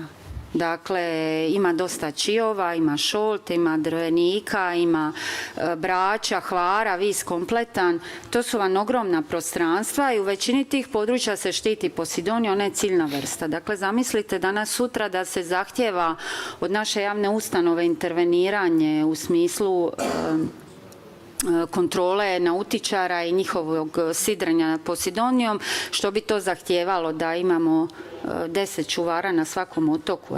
To bi ljudstveno bilo neizvedivo. Dakle, možda se trebaju pronaći neka alternativna rješenja, dati ovlasti i drugim službama, prvenstveno tu mislim na kapetane, na lučku kapetaniju, možda i nekim drugim službama koje, evo recimo komunalni redari imaju ovlasti za neke druge utjecaje unutar zaštićenog područja, ali svakako to treba jako pomno razmišljati da to bude u praksi provedivo kasnije, van ovih uređenih sidrišta, i dala bi ipak u prvu ruku prednost da se uredi sustav sidrenja na našem dijelu Jadranskog mora. Tome bi dala prednost pred ovim, ajmo reći, kažnjavanjem sidrenja u Pacidoniji. Možda da se radi na podizanju svijesti za početak i na uređenju ekološki prihvatljivih sustava sidrenja. Hvala Jelena. Znači, koliko sam shvatila, promjena zakonskog okvira po vama je nužna, međutim traži veliku reorganizaciju i financijsku i administrativnu. I predlog je znači dati veće ovlasti lučkoj kapetaniji, zakonodavstvo povezati sa praksom. Hvala. Ana Marija? Mi kao lokalci i kao koncesionari Zapravo nemamo nikakve ovlasti vezano za kažnjavanje, niti nešto slično tome. Mi jedino što možemo jest razgovarati sa tima nautičarima i na taj način podizati svijest i upozoravati ih. Slažem se da je edukacija kroz nautički sektor potrebna, ali jednako tako postoji svjesnost da je manjak kapaciteta nadležnih službi za nekakvo kažnjavanje i slično i da je potreba za većim ljudstvom. No možda postoji način, svjesna sam da je županija ogromna i na primjer evo samo naša lokalna jedinica općina Jelsa ima svojih 12 naselja na kojem je jedan komunalni redar. On ne može stizati sva područja, niti može obilaziti nautičare, niti nešto tako, ali postoji li možda neka opcija za nekakav program edukacije lokalnih ljudi gdje će se provesti, ne znam, jedan čovjek koji ima, evo na primjer, nešto na ščedru, koji je trenutno nezaposlen, njega će se educirati i na neki način će se iznaći sredstva kroz neki projekt, program ili nečem slično i on će raditi na tome, na podizanju svijesti, dojavljanju, ok, imamo tu jednog nautičara koji je potrebno sankcionirati ili nečem slično.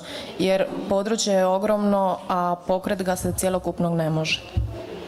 Tako da možda i ta ideja ne bi bila loša. A uostalom dolazi i do manjka nezaposlenosti. Smanjivanja, to jest. To bi bio znači prijedlog za koncesionare, odnosno za samo otok?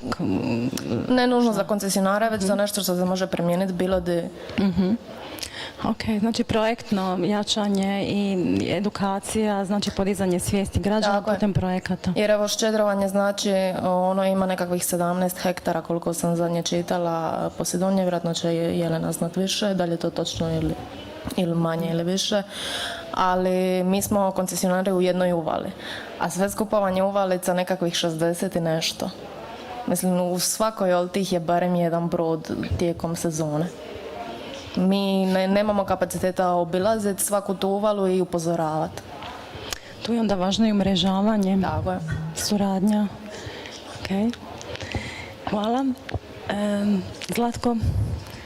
Da, evo dotakli smo se jedne potencijalno bolne teme kažnjavanja, a nismo, ja kažem bolne ovako više sa neke operativne strane, već zamišljam sebe kako sidrim negdje i sad dolazi neko i kažnjava me jer sidrim tu, a postavljam si automatski prvo pitanje, ok, a gdje mogu sidriti onda? Sad smo čuli koliko je ogromno prostranstvo Pacidonije koje imamo, oko praktički svih otoka, evo se konkretno govorimo o Splitsko-dalmatinskoj županiji, i ako zabranimo sidrenje na svim tim lokalitetima, gdje će sidriti svi ti brodovi? Kapaciteta, već smo pričali o tome da u marinama nemamo, uređena sidrišta u smislu postavljanja bova nemamo, pa mislim da smo možda malo i skočili unaprijed i počeli kažnjavati, bar teoretski ljude, a nismo im ponudili alternativu.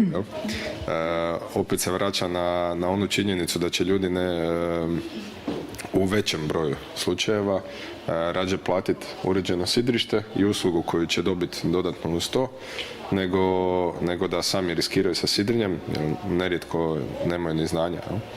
Ali imamo i brodove, opet se vraća na nekakav nastavak teme od jučer, brodove sa posadom koji u principu ne mogu koristiti uvijek bove. Evo imamo primjer iz Španjolske, odnosno sa Baleara, gdje je limit na bovi 16 metara. Za Hrvatsku koja ima relativno manje brodove, odnosno brodice i jahte, to je čak, možda bi obuhvatilo i poprilično velik broj čartera ili privatnih brodova, ali realno još uvijek postoji veliki broj onih koji ne mogu koristiti te bove i uređene sidrišta i opet moraju sidriti negdje. Tako da bez detaljnog mapiranja i točno određenog informiranja gdje se može sidrit, mislim da razgovor o kažnjavanju je možda preuranjen.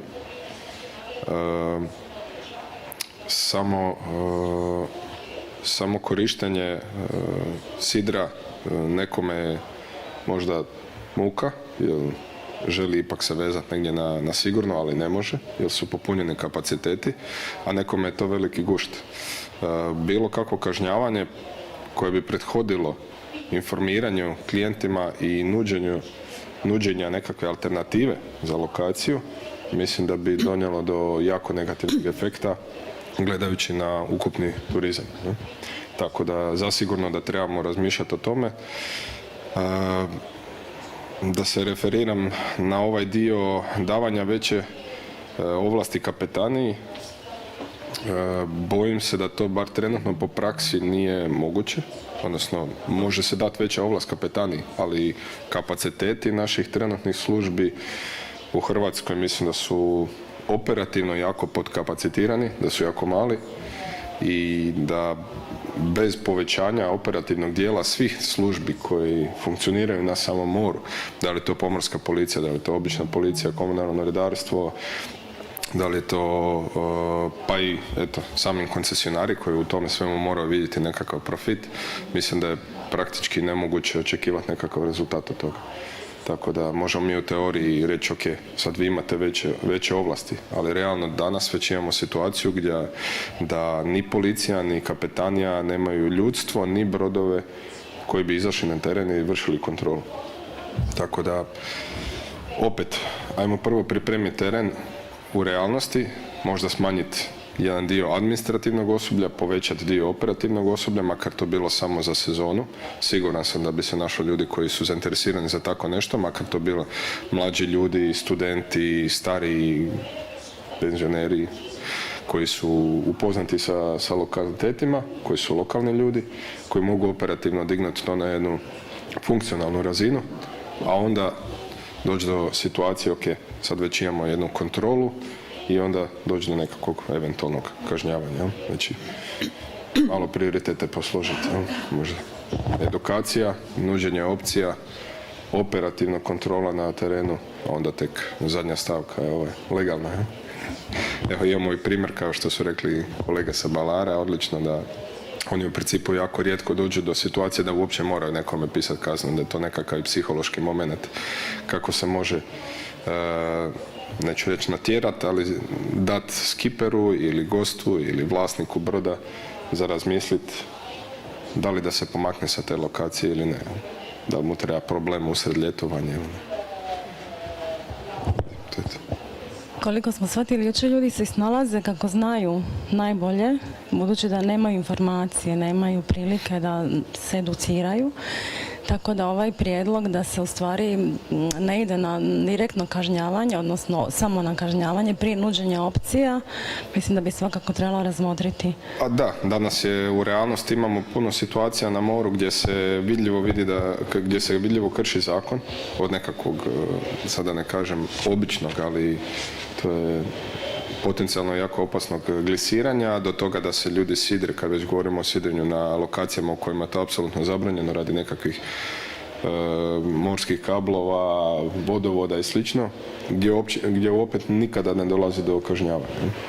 Pa ako nismo u stanju sad izregulirati taj dio koji je već ucrtan u karte, koji je već zakonski obvezatan, teško da ćemo onda i kazniti nekoga za nešto što nije još uopće došlo u opću primjenu. Čini se da se na terenu puno toga napravilo, na bazi čega bi trebalo mobilizirati u stvari sve neke strukture, da konačno donesu onda neki zakon koji bi regulirao sve to što je napravljeno, ako sam dobro shvatila. Moje iskustvo sa mora je da mi nerijetko imamo i zakone već dobro propisane, označene, naglašene, ali da realno to u operativi ne funkcionira. Opet, jedan faktor tu je naš mentalitet, to bi se malo osvrnuo i na nas kao lokalne, a drugi faktor bi ovdje rekao i ta podkapacitiranost službi koje trebaju obavljati nekakvu kontrolu, edukaciju, upozorenje. Vidjeli smo da na balarima to može krenuti sa jedne osobe. Kod nas, nažalost, ne postoji ta jedna osoba, čak ni sa osnovne zakonske regulative. Od glisiranja uz obale, od sidrenja na zabranjenim mjestima. Znači neka edukacija i relevantnih službi, između ostalog. A da, možda i veće ukazivanje na nedostatak osoblja u operativnom dijelu. Znamo da državi ne manjka administrativnog dijela. Mislim da se svi susrećemo sa time na dnevnoj bazi, sa nekakvim birokrativnim problemima i da se to može sve odraditi sa strane birokracije, administracije, ali u smislu konkretno na samom moru mislim da je veliki manjak osobno. Zahvaljujem, Zlatko. Evo, pozivam sad i Milenu da nam kaže nešto vezano za područje parka Telaščica. Pa evo, kolega je zaista dobro rekao, ta edukacija i nuđenje nekakvih alternativnih opcija je upravo ono što naša nadzorna služba radi na terenu. Dakle, oni po zakonu o zaštiti prirode mogu izdavati upozorenja i zapovjedi i u principu ukoliko vide da dolazi brod, oni ga pokušavaju usmjeriti na lokalitete gdje stanište Pacidonije nije prisutno. Ukoliko nekoga zateknu da sidri nad ubalom gdje to stanište se nalazi, upozore ga o čemu se tu radi i zamole da se prebaci u drugu uvalu. Dakle, zaista to je nešto što se trenutno odvija na terenu.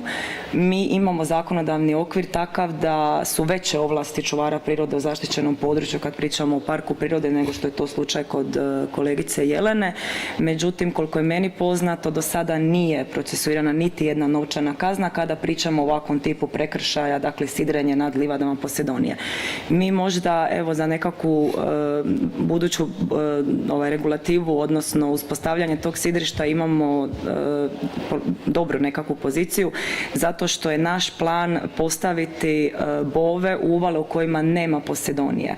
Dakle, Telaščica ima 25 uvala unutar same velike uvale i jedino u 3 od tih uvala nalazi se stanište Pacidonije i mi ne namjeravamo tamo postaviti bove. Onoga trena kad se one uspostave u ostalim uvalama, jednostavno će biti zabranjeno ikakvo sidrenje na prostoru parka.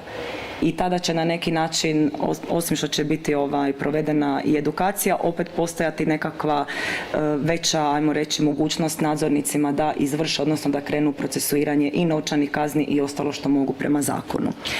Naravno da je pitanje podkapacitiranosti, zato što iako mi možda nismo toliko veliko područje u odnosu na ovo koje upravljaju javne ustanove županijske, ponovno nadzorna služba je preopterećena sa drugim aktivnostima u srcu sezone.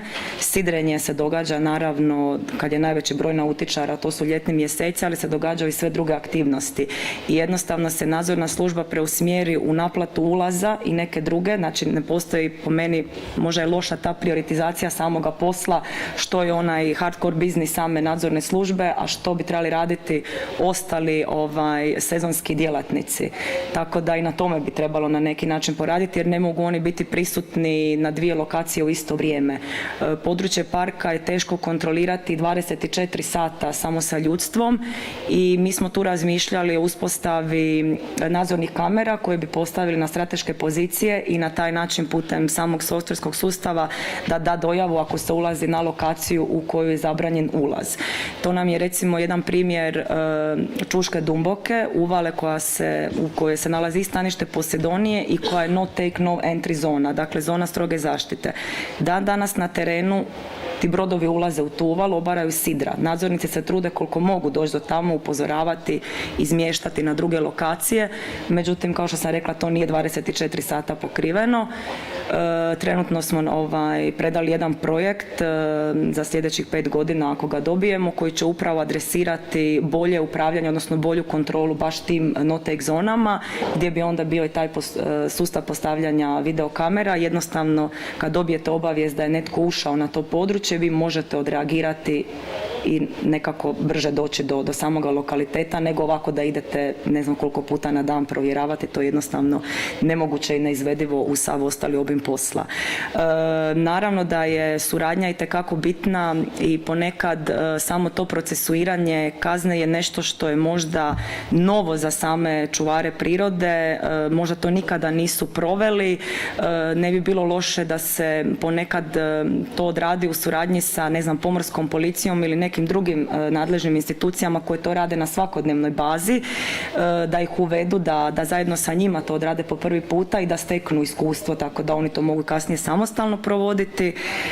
Mi smo evo na primjeru te Čuške Dumboke, nakon što smo donijeli pravilnik o zaštiti i očuvanju, kontaktirali Lučku kapetaniju, Plovput i Hrvatski hidrografski institut u Splitu.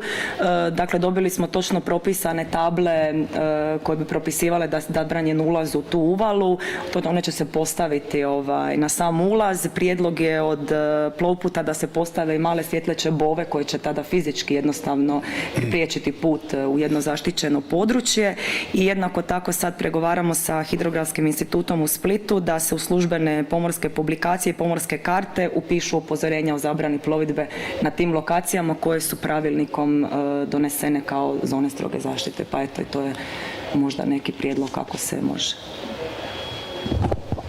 Hvala Milena. Evo, čini se da je upravo Park prirode Telaščica primijenio ono o čemu je Zlatko govorio. Znači, ponuđene su alternative, mogućnosti, informiranje, znači opcije razne prije samog kažnjavanja, jel? Tako da čini se dobar primjer dobre prakse. Pa evo mi kad god nam kažu da jesmo nekakav primjer dobre prakse, ponekad nam to zna biti čudno jer uvijek mislimo da se to može bolje, onda slušajući probleme drugih kolega vidimo koliko napora ulažemo, tako da sve su to neki mali koraci i pomaci, jednostavno je dobro čuti i na ovakvim konferencijama ta razmjena iskustva šta je tko napravio, jer evo nismo na svakodnevnoj prilici da na ovaj način komuniciramo i sigurno će ovi zaključci ako se dalje budu dijelili po drugim javnim ustanovama koje upravljaju zaštićenim područjima biti korisni. Pa eto. Zahvaljujem. Saul, stigli smo do vas. Ok. Evo, kakva su vaše iskustva, neke prepreke, prijedlozi u Italiji?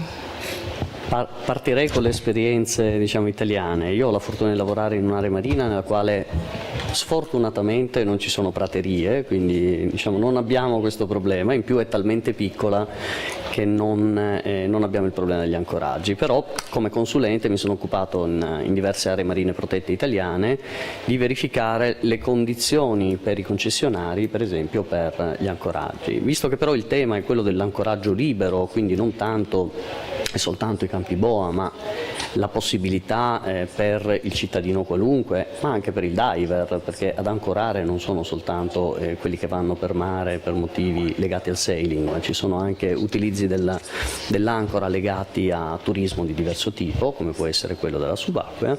Direi che per noi un elemento principale potrebbe essere quello della formazione come buona pratica adottata in quasi tutte le aree marine, e la formazione dei giovani, che ho visto anche un tema molto presente nella presentazione di Formentera, quindi questa azione che le aree marine hanno inserito nelle proprie strategie di gestione per i centri estivi o comunque per le attività che vengono svolte con il pubblico, diciamo, particolarmente giovane. Questo perché è un pubblico che si presta in maniera particolare, diciamo, a ricevere un messaggio come quello che stiamo cercando di dare. E ovviamente non è possibile in un contesto esterno, a meno che lo strumento area marina protetta, che è un po' quello che noi stiamo cercando di promuovere anche a livello italiano, ma non soltanto italiano, noi abbiamo un network anche adriatico che si può prestare, diciamo, a queste armonizzazioni transnazionali, e ovviamente richiederebbe una armonizzazione del messaggio che vogliamo dare, cioè se lo strumento area marina è lo strumento regolativo che consente di dire in questo posto ci puoi ancorare, in quest'altro posto non ci puoi ancorare,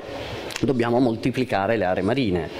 Però si rientra nel problema dei diversi livelli di protezione con i quali invece a livello europeo stiamo gestendo la conservazione in mare. Noi abbiamo la rete Natura 2000, a cui faceva riferimento Jelena, credo, che è una rete che per esempio in Italia funziona bene per quello che riguarda l'estensione, però se mi permettete funziona poco bene per quello che riguarda la gestione, ovvero la maggior parte delle aree protette sotto sito Natura 2000, quindi legate al tema Natura 2000, quando coincide con un'area marina o con un parco nazionale che ha un'area marina, mutua, quindi riceve i propri regolamenti dall'area marina. Quando non è così, di solito la gestione viene delegata ad un ente locale.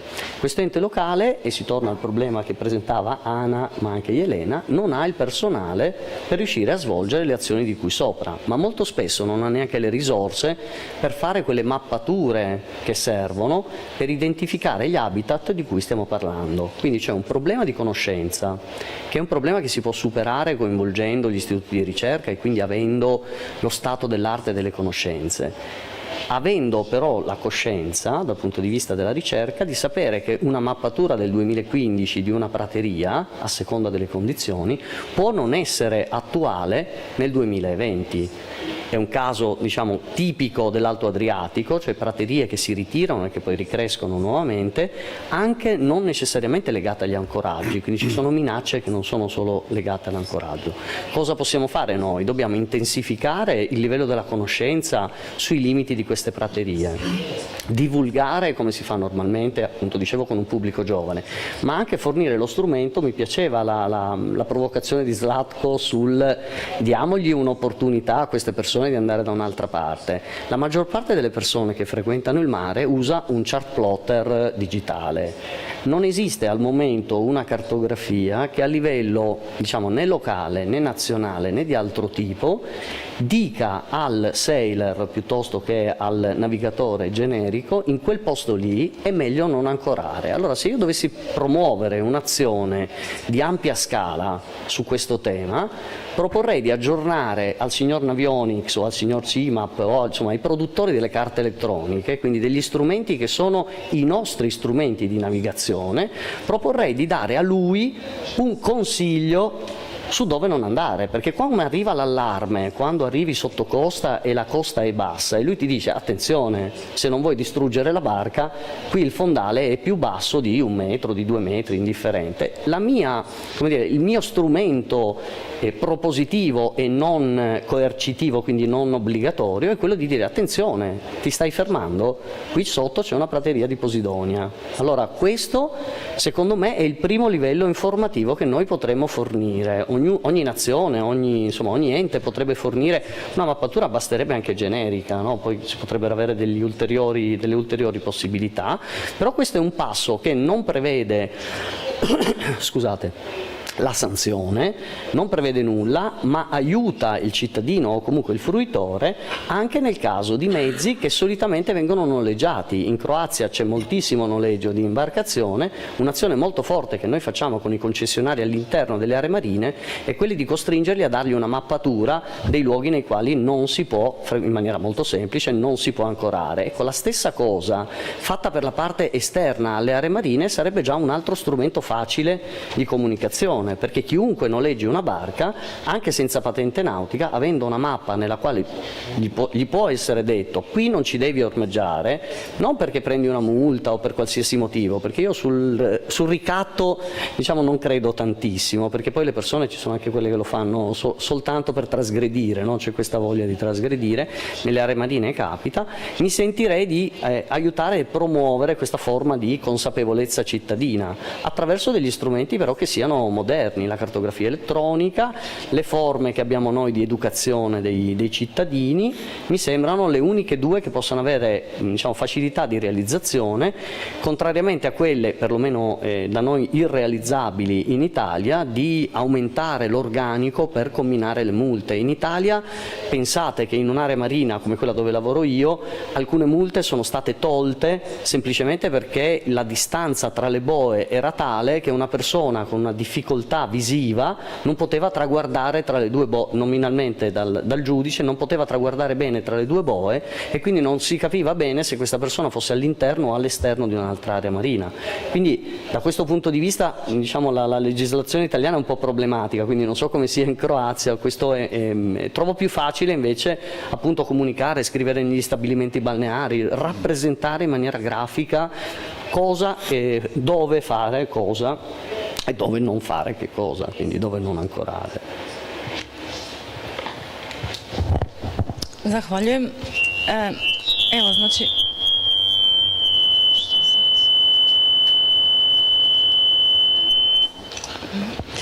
Zahvaljujem. Evo vidimo znači da i u Italiji postoje slični problemi vezano za upravljanje. Međutim, ono na što ste stavili fokus je edukacija, upravo edukacija mladih, koju možda toliko i nismo čuli od naših prethodnih govornika. Tako da, evo, možda neki prijedlog da se ide više u tom smjeru, osim samog informiranja na licu mjesta, znači edukacija mladih u školama i na ostalim prikladnim mjestima.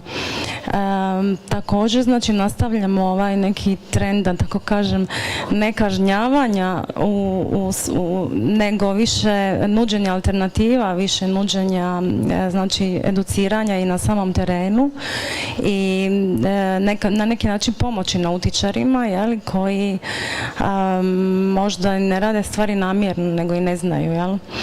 Tako da, evo, nekako bi bio i to prijedlog, svakako više edukacije, informiranja, više manje. Ok. Dobro, ima li potrebe, zahvaljujem, ima li potrebe za nekim komentarima sad, nekom replikom? Kao osoba koja već jako dugo roni, 20 godina, i sad sam prilikom izrade ove studije sidrišta, moram ipak naglasiti da je Pacidonia prisutna na 45% površine uvala gdje se intenzivno sidri. Dakle, ona je u našem akvatoriju srednje Dalmacije jako raširena.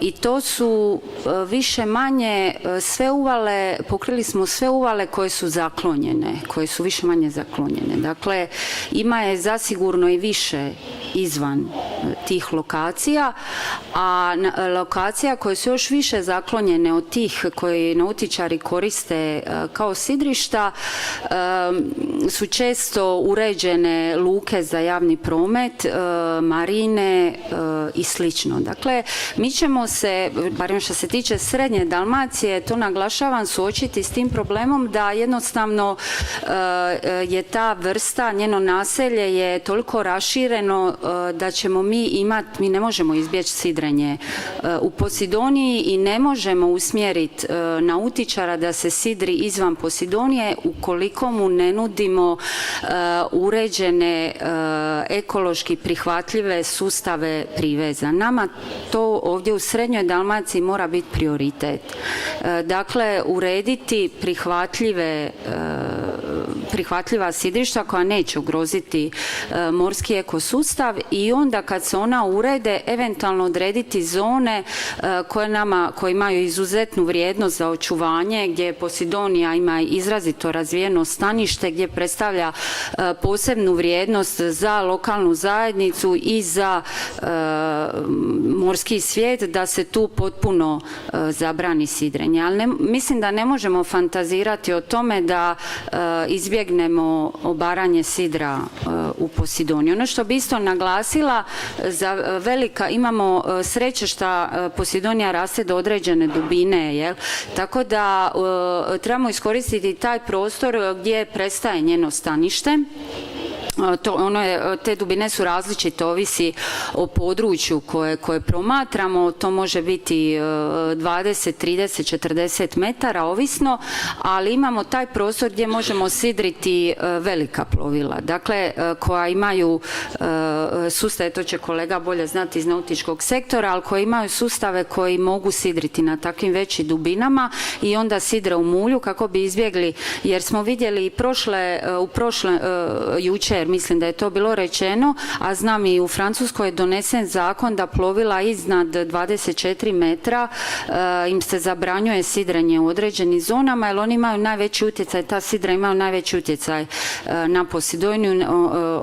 Vidjeli smo ono sidro tamo iz Španjolske, z Baleara, to je sidro jednog velikog takvog plovila. Dakle, moramo razmišljati da usmjeravamo ta velika plovila na područja gdje nema Pacidonije i tu ćemo već učiniti mnogo, a za ova manja plovila treba napraviti uređene sustave, te eco-mooring sustave za naše područje smo već razradili sve lokalitete, tako da ne vidim nikakve prepreke da to saživi.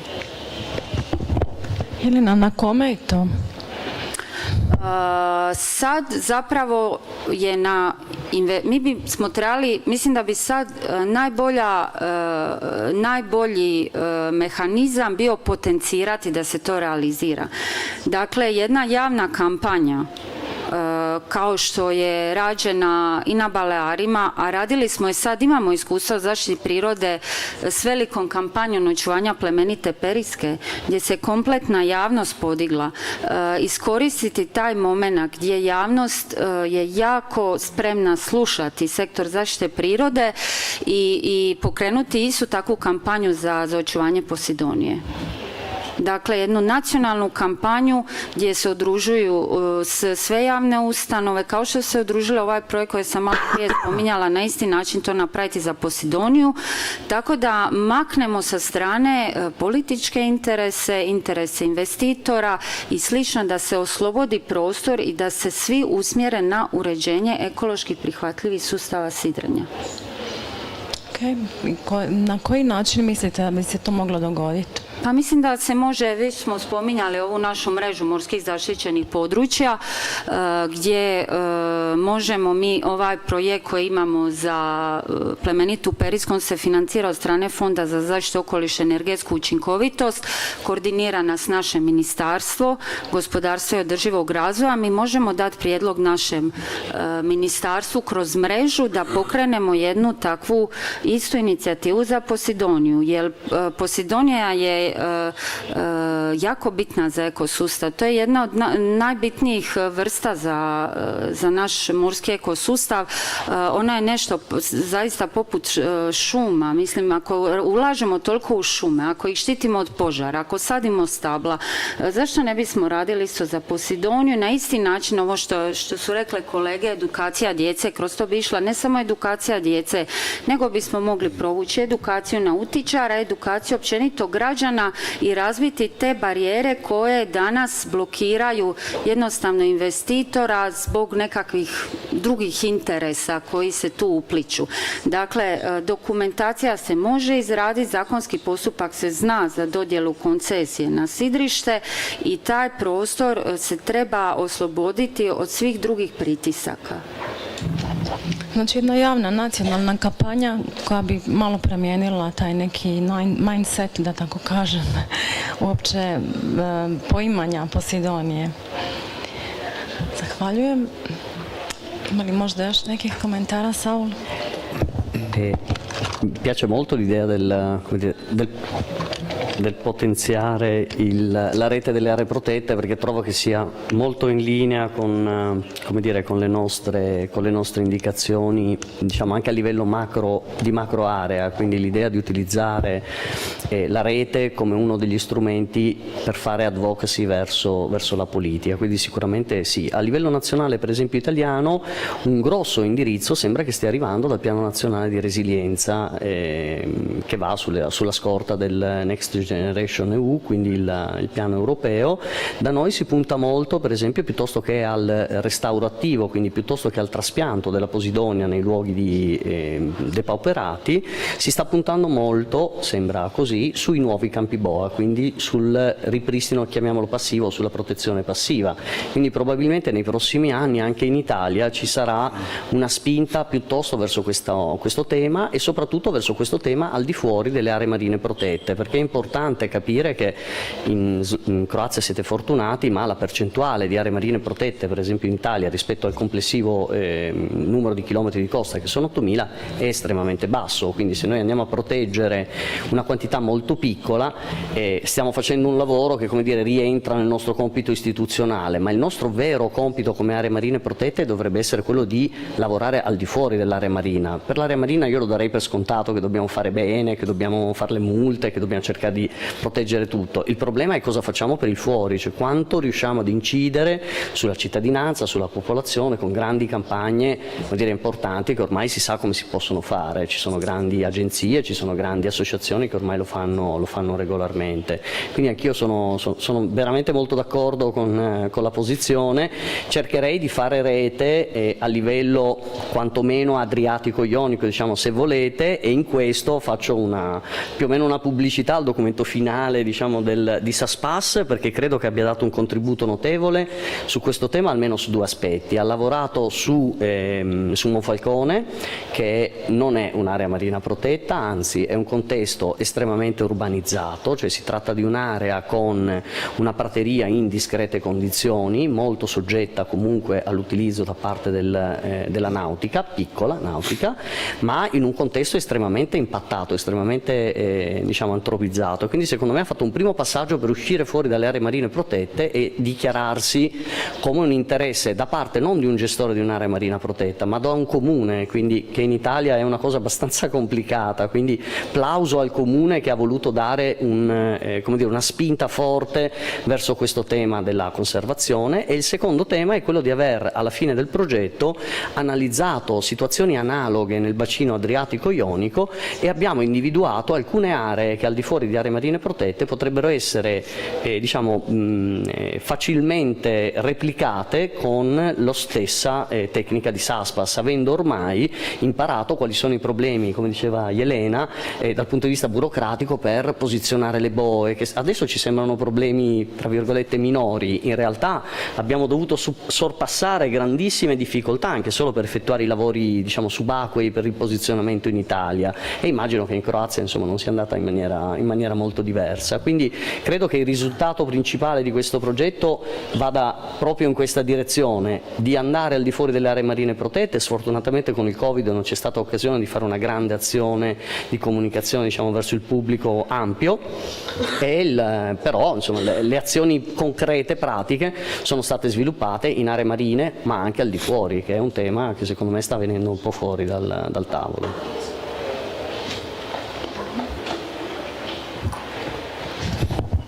Zahvaljujem. Znači imamo tu sad prijedlog osim nacionalne kampanje da idemo i na Jadransko-jonsku mrežu, znači neku kampanju na malo široj razini koja bi obuhvatila i Hrvatsku i Italiju. I znači možda bi fokus bio na rad izvan zaštićenih područja, jel? Ako sam dobro shvatila ovaj vaš zadnji komentar. Ok, zahvaljujem. Ima li još nekih možda komentara? Ili... Još 2-3 stavke da ponovim. Da li smo jučer spominjali, znam da u jednom od razgovora jesam, ali ne znam da li na panelu, to je jedna pozitivna činjenica da tko god je iskusan na moru neće se po defaultu sidriti na Pacidoniji iz jednostavnog razloga što sidro manje drži. Pa je to isto neko svjetlo na kraju tunela, jel? Jer u principu sidro na samoj Pacidoniji, lanac pogotovo jako klizi i neko koji je iskusniji skiper, iskusniji nautičar će sam po sebi htjeti izbjeći tu lokaciju. Na nju će se sidriti u principu u jednu ruku ako mora, ako su druge lokacije zauzete ili ako baš nema nekakvu vidljivu alternativu na toj lokaciji. Ono što je minus u Hrvatskoj samoj u odnosu možda na ostale je iznimno velik broj uvala. Uvale koje su iznimno male i puno manje nego vani, znači što se tiče Italije i Španjolske. Mi imamo puno malih uvala i obilazak njih, vidljivost brodova koji su usidreni u njima nije praktički moguć dok se ne uđe u samu uvalu. Evo imamo primjer ovdje i otoka Ščedra koji ima iznimno puno uvala za sidrenje, šta sa južne strane, šta sa sjeverne, ali dok ne uđete u svako od njih ponaosob ne možete vidjeti da li je brod u principu usidren, pogotovo manji brodovi nemaju ice sustav i nije jednostavno obuhvatiti ih sa fotografiju. To je eventualno moguće danas opet uz malo korištenje tehnologije nekakvih dronova, tako da možda ne bi bilo loše za manje lokalitete ili za otoke, osim samog čovjeka na moru i gumenjaka probate razmišljati o takvim alternativama koje bi dale nekakve rezultate. Opet za Celaščicu ovdje je odlična ideja za kamere, jel? S obzirom na to je jedna velika zatvorena uvala, ali nije baš često takav koncept uvala na Jadranu. Tako da je to potencijalni minus i u startu bilo kakve kontrole bi se trebalo razmišljati o puno većem financijskom izdatku, na koji način to sve iskontrolirati. Osobno mislim da to, bar sa trenutnom situacijom, koncesionari baš i nisu u mogućnosti. Podkapacitirani su, to je za početak, a drugo, mislim da financijski to njima nije dohvatljivo. Sad, da li tu napraviti nekakvu suradnju sa državom pa da dobiju nekakvu subvenciju ili opremu za kontrolu od države ili eventualno napraviti subvencioniranje ovisno o području i kvadraturi koncesije, to je nešto što bi javne ustanove ili država trebala predložiti, ali mislim da bez toga niti kapetanija, niti koncesionari neće biti u mogućnosti to izvesti. S operativne strane. Znači, ako sam dobro shvatila, ovo uključivanje dronova konkretno bi služilo nekoj detekciji načina sidrenja u manje pristupačnim uvalama. Pa da, znači koji god otok da pogledamo na Jadranu u principu ima iznimno puno malih uvala i kad gledamo špicu sezone sve te male uvale su prepune brodova. Za obići cijeli otok i provjeriti uvalu po uvalu treba iznimno puno vremena. Još pogotovo ako u sve to imamo naplatu bove ili ako imamo skupljanje otpada ili ako imamo informiranje klijenata, razgovor sa njima, da ne kažem nekad i podulji razgovor koji nije baš sretan, onda na kraju ispadnemo, dođemo do činjenice da je upitno koliko je to provedivo. Pa mislim da će tu trebati bilo kakva subvencija, odnosno bilo kakav dodatni push lokalnih vlasti ili države same da bi se to u praksi izvelo. Mislim da sidro na Pacidoniji slabije drži. Kako iskoristiti tu činjenicu? Kogod je iskusan na moru, toga je jako svjestan. To je čisto jednostavna stavka, jer Pacidonija je trava i stvara glatku podlogu. Sidro na glatkoj podlozi uvijek, odnosno lanac, pogotovo lanac je taj u principu na sidrenju koji za početak drži. Sidro je samo nekakav safety point na vrhu svega, ali u principu puno slabije drži. Kako to iskoristiti? Dodatnom edukacijom opet. Ili možda naglašavanjem onima koji toga još nisu svjesni, koji bi toga postali svjesni tek u slučaju popuštanja sidra.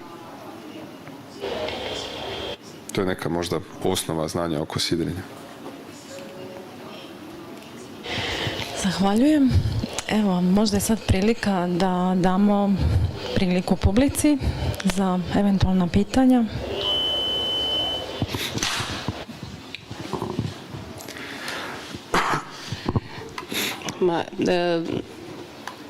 Osobno i Sunce cijelo zadnje 15 godina zaista pokušava popuniti tu rupu u znanju u kartiranju Pacidonije i da imamo uopće spoznaju gdje se ona nalazi. I moram reći da nekako iskustvo je ipak da ono što mi percipiramo kolike nje ima i ono što su podaci koji dolaze s terena je da je njih zapravo puno manje nego što mislimo. Znači mnogo uvale gdje mislimo da ima zapravo ni nema ili ima u malim površinama. Trenutačno se provodi u Hrvatskoj taj nacionalni projekt kartiranja staništa, ali bojim se da su rokovi za njegovu provedbu toliko kratki da je pitanje što ćemo dobiti od te nacionalne karte, odnosno koliko će ona moći biti detaljna za ovo mikroupravljanje na razini nekakvih lokaliteta. Tako da mislim da sve ovo što smo radili mi i drugi da bi trebalo čim prije digitalizirati, makar se to ne smatralo službenim kartama temeljem koji će neko moći sankcionirati ili ne, ali barem u ovu svrhu komunikacije i na razini lokaliteta kao što su Pakleni otoci, Badija, znači negdje da već znamo da su te karte barem, evo, ja vjerujem da su precizne, možda odstupa od 20 do 30%. Drugo što promišljam, evo, kada ovo sve slušanje je zapravo da sve ovo zajedno ide vrlo brzo, znači porast broja nautičara. Ono što mi uspijevamo postići da je poprilično sporo. Sve mi se čini da bi se trebali zaista usmjeriti na ove livade koje su trenutačno očuvane, koje nisu pod utjecajem i koje će vjerojatno doći u budućnosti pod utjecaj, jer one su i po samoj svojoj strukturi, funkciji trenutačno puno bogatije i produktivnije. Neko od ovih uvala gdje vodimo bitku uspostavlja sidrišta i slično, kad vi dođete tu uvalu, zaronite, vidite da je to zaista devastirano. Znači, zaista se postavlja pitanje kada će se ta livada i da li će se uopće moći obnoviti u budućnosti. Znam da je možda malo nemoralno promišljati o žrtvovanju nečega što je i zaštićeno, ipak se može obnoviti, ali evo u toj bitci gdje usmjeriti svoju energiju, mislim da bi zaista trebali malo više promišljati, da očuvamo ove livade koje još uvijek nisu pod tolikim intenzivnim utjecajem i da stvarno informiramo ljude bolje gdje se one nalaze ili ne. Jer evo, mene iznenađuje, uzmem trenutačno službene karte Hrvatske koje znamo da nisu precizne i onda se vratimo s terena, ubacimo to na kartu. Mislim, to su razlike i po 70% negdje da je precijenjeno ono nacionalno. Mislite da to ide ne znam koliko daleko od obale, a ono 50 metara gotovo. Uvale jesu zastupljene u uvalama, ali dosta je toga već devastirano, nažalost. Hvala Zrinka, evo Jelena. Da, slažem se s tobom da je Pacidonia zavedena, uglavnom to za uskopno.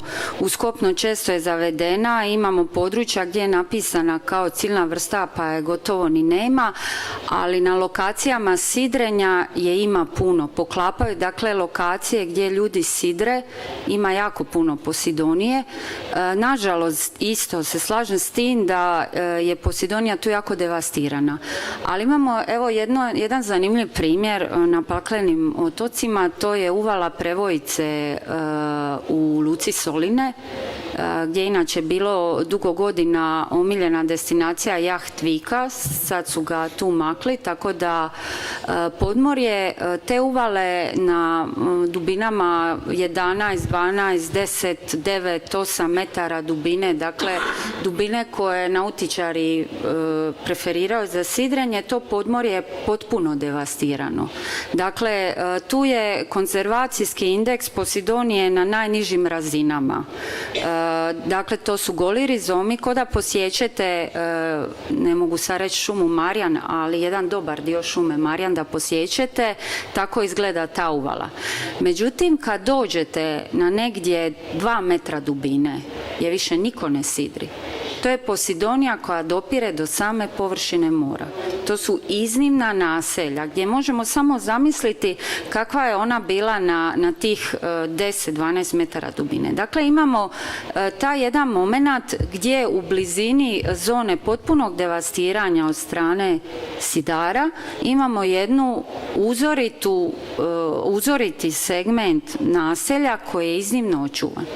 Tako da sve to treba iskoristiti da bismo uredili sidrišta, da bismo ljudima pokazali, da bi oni tamo zaronili s maskom, vidjeli kako je to nekad izgledalo, da bi štitili ono što su uništili. I treba raditi na tom podizanju svijesti, na tome da se omogući pravim investitorima pravo ulaganje. Da se ne rade stvari ofrlje, mimo pravila, mimo zakona, da se to sankcionira.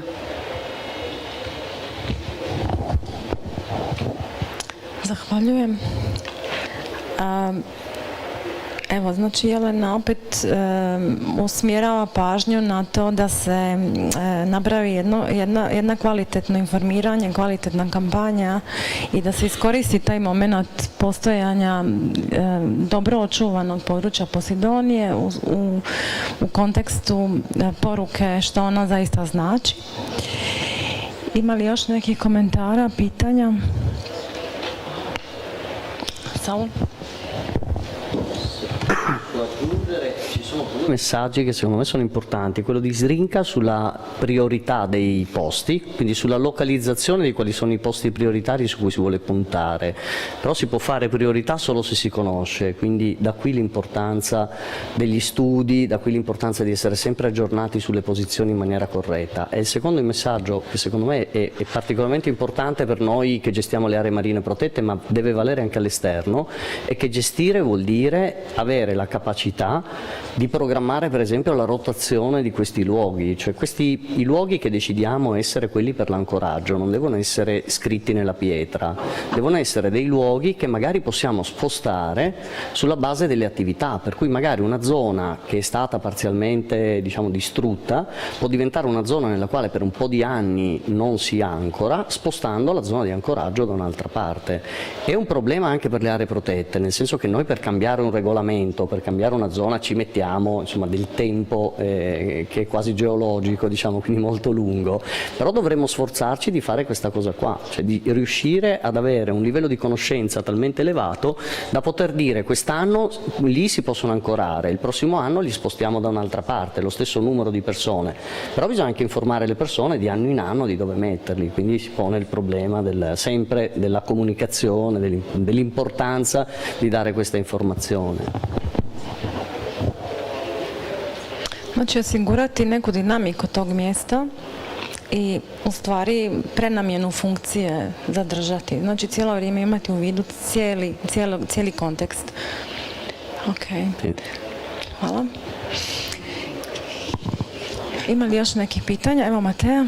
Ja u biti imam samo kratak komentar, baš mi je interesantno ovo što Zlatko je rekao za sidrenje u Pacidoniji, jer ja već godinama slušam od lokala, lokalci su uvjereni da je u Pacidoniji super sidrit, jer tamo malo čapa doli sa rizom, znaš, i već godinama pričam, dosta provodim isto vremena na moru i pričam, ali nije sigurno, znaš, klizavo je vamo, ma najdraže mi je u Pacidoniji, kaže, malo se uvati za rizom, čvrsto drži ludilo, tako da mi je ovo baš bilo interesantno. Sad je to skiperi, to mišljenje, to skiperi tako ili generalno, znaš, jer ja imam totalno drugačiji dojam, evo, ne znam. Da, lokalno znanje je lokalno je teško nekad promijeniti, da ne kažem da nije možda ispravno. Opet kad gledamo, lokalci nerijetko koriste puno manja plovila, drugačija sidra, i njima gdje god da se sidre oni će napraviti realno manju štetu, a opet teži su za bilo kakav razgovor. Mislim, ja sam itekako toga svjestan i ja sam inače iz Zagreba i onda taj, da ne kažem, prokleti purker koji je došao u Dalmaciju, pa sam morao preploviti puno više toga da bi mogao razgovarati sa bilo kim lokalnim i ukazati mu na bilo kakva znanja ili neznanja. Da li je to od sigurnosti, da li je to od prakse, da li je to od nečega što je realnost.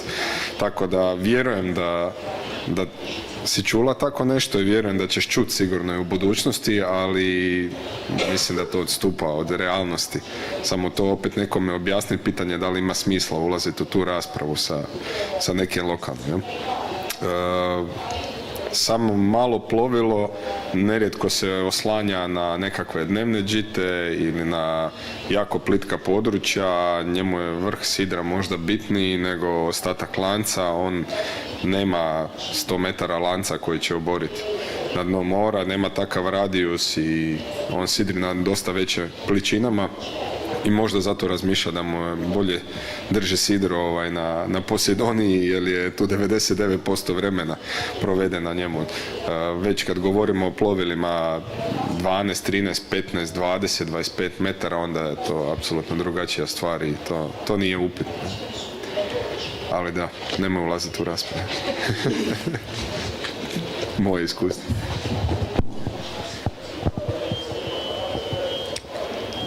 Ima li još nekih pitanja publici? Panelisti? Okay. Evo onda pozivam Zrinku za završnu riječ. Pa još ćemo imati kratku prezentaciju, ali evo ja bih zaista zahvalila svim panelistima na izdvojenom vremenu. Znam da nije lako svako izložiti, sjest, dati svoje mišljenje, ali mislim da je svima bilo zanimljivo i korisno čuti pogotovo različita gledišta. Tako da evo, zahvaljujem, a evo i male znak pažnje od nas.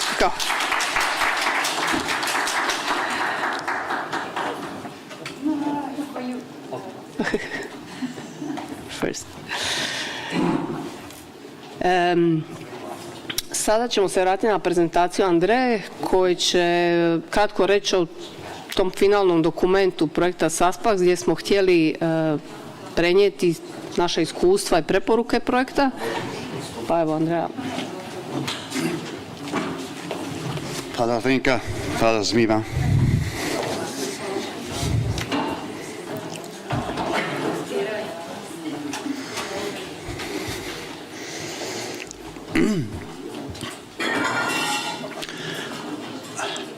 Grazie ai amici panelisti alla discussione. Nel presentare queste poche slide conclusive, che non sono le mie slide, sono le slide del progetto, dei partners, per cercare di raccogliere alcune informazioni finali, io devo dire che mi sento molto positivo perché il collegamento tra la discussione che è avvenuta adesso si collega molto bene su alcuni temi che sono emersi nel corso del progetto e oggi, e ieri e oggi. C'è un forte collegamento soprattutto su un tema, sul tema della comunicazione, sul tema di come far penetrare il messaggio di SASPAS. Allora io presenterei brevemente qualche slide e poi chiuderei con qualche considerazione sulla quale vi prego tutti di intervenire. Allora, qual è l'idea concettuale del documento conclusivo che nel corso di questo mese chiuderà l'attività? Beh, ieri abbiamo portato a casa alcuni messaggi molto semplici. La semplicità e la pragmaticità del progetto l'avete capita. Allora, faneroghe marine come un indicatore del nostro pensiero, raccolta di informazioni molto semplici sulle pressioni, azioni concrete, con la discussione sulle azioni passive e attive, di cui si è parlato anche qualche momento fa, fattibilità e modi di vedere come queste azioni hanno funzionato. Questo era un po' il messaggio di ieri. Allora, il nostro documento conclusivo è un documento che ripercorre questa filosofia. Cos'è SASPAS, come si è sviluppato, una descrizione dei siti, alcuni dati sulle specie target. Come dicevamo ieri, tra alcuni di noi, alcune parti di questo documento che sono molto specifiche saranno messe come box a parte, come approfondimento, perché questo documento sarà anche online. L'idea è che passiamo da una considerazione generale a livello mediterraneo, poi adriatico, ai nostri esempi, al nostro lavoro, tramite i campi boe e tramite i trapianti, precisando quello che abbiamo detto ieri, e cioè si sta lavorando nella direzione degli sistemi passivi, perché i sistemi attivi di trapianto possono essere locali, molto specifici, certamente non adatti per grandi restauri ambientali, soprattutto se i motivi che hanno portato alla scomparsa delle fanerogme non sono risolti. D'accordo, una piccola baia può avere un problema fisico, si può fare un piccolo trapianto per innescare un processo di colonizzazione, ma certamente non è un modo per riforestare una grande area. Quindi il nostro tipo di approccio, che è andato in prim'ordine sui campi boe, in subordine su alcune prove di metodi di trapianto che hanno avuto anche un buon successo dal punto di vista tecnico. Poi le attività vere e proprie con i risultati di cui vi ho parlato ieri, i controlli, le azioni effettive e arriviamo a un punto che è interessante ma che pone alcune criticità, che è quello della risposta degli stakeholder.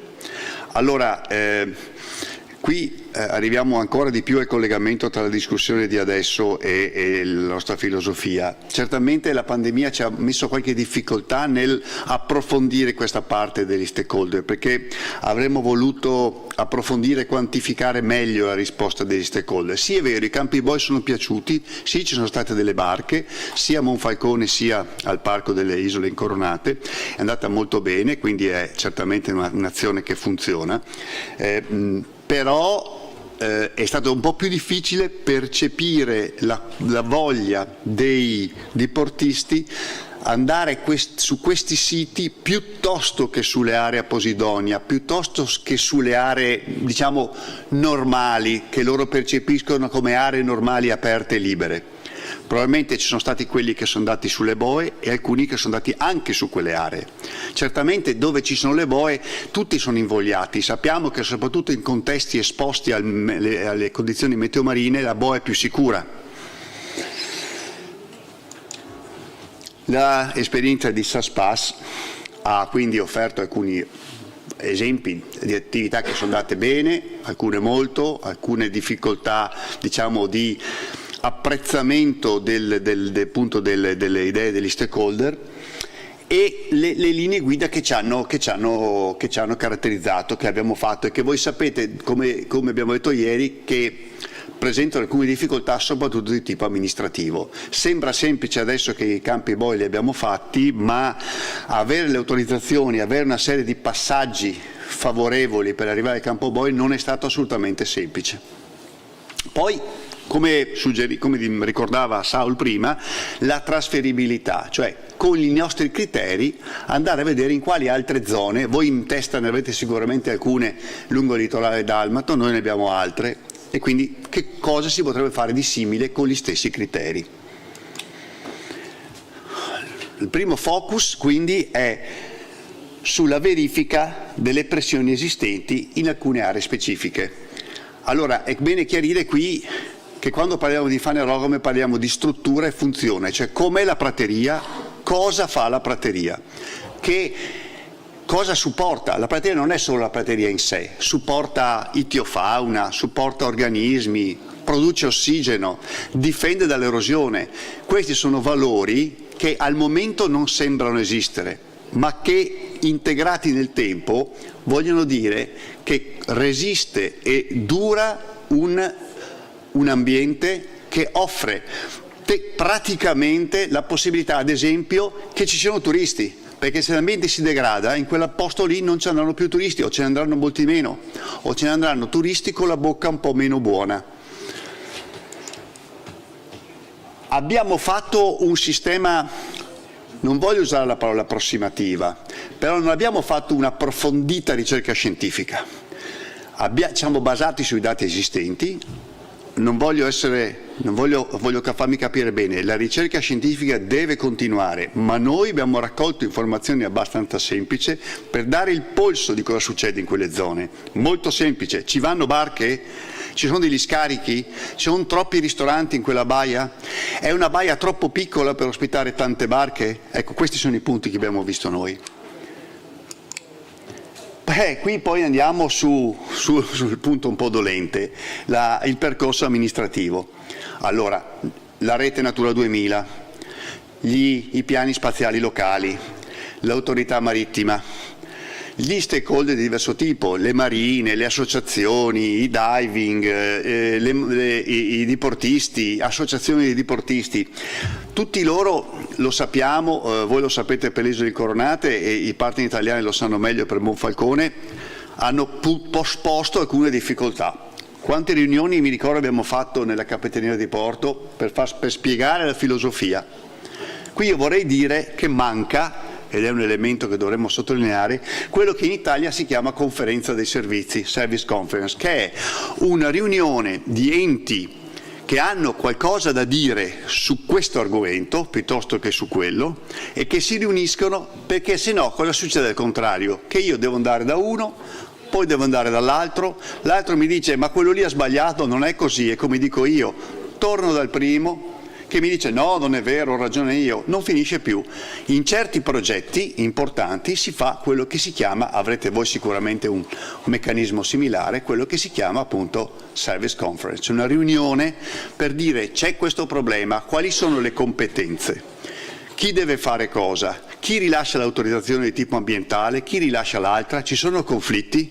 Ecco, già dirvi questo vi fa capire quanto difficile è stato. Io ricordo quando Zrinka mi raccontava delle difficoltà che ha avuto per quanto riguardava, e anche Agata soprattutto, quanto riguardava le boe delle isole Incoronate.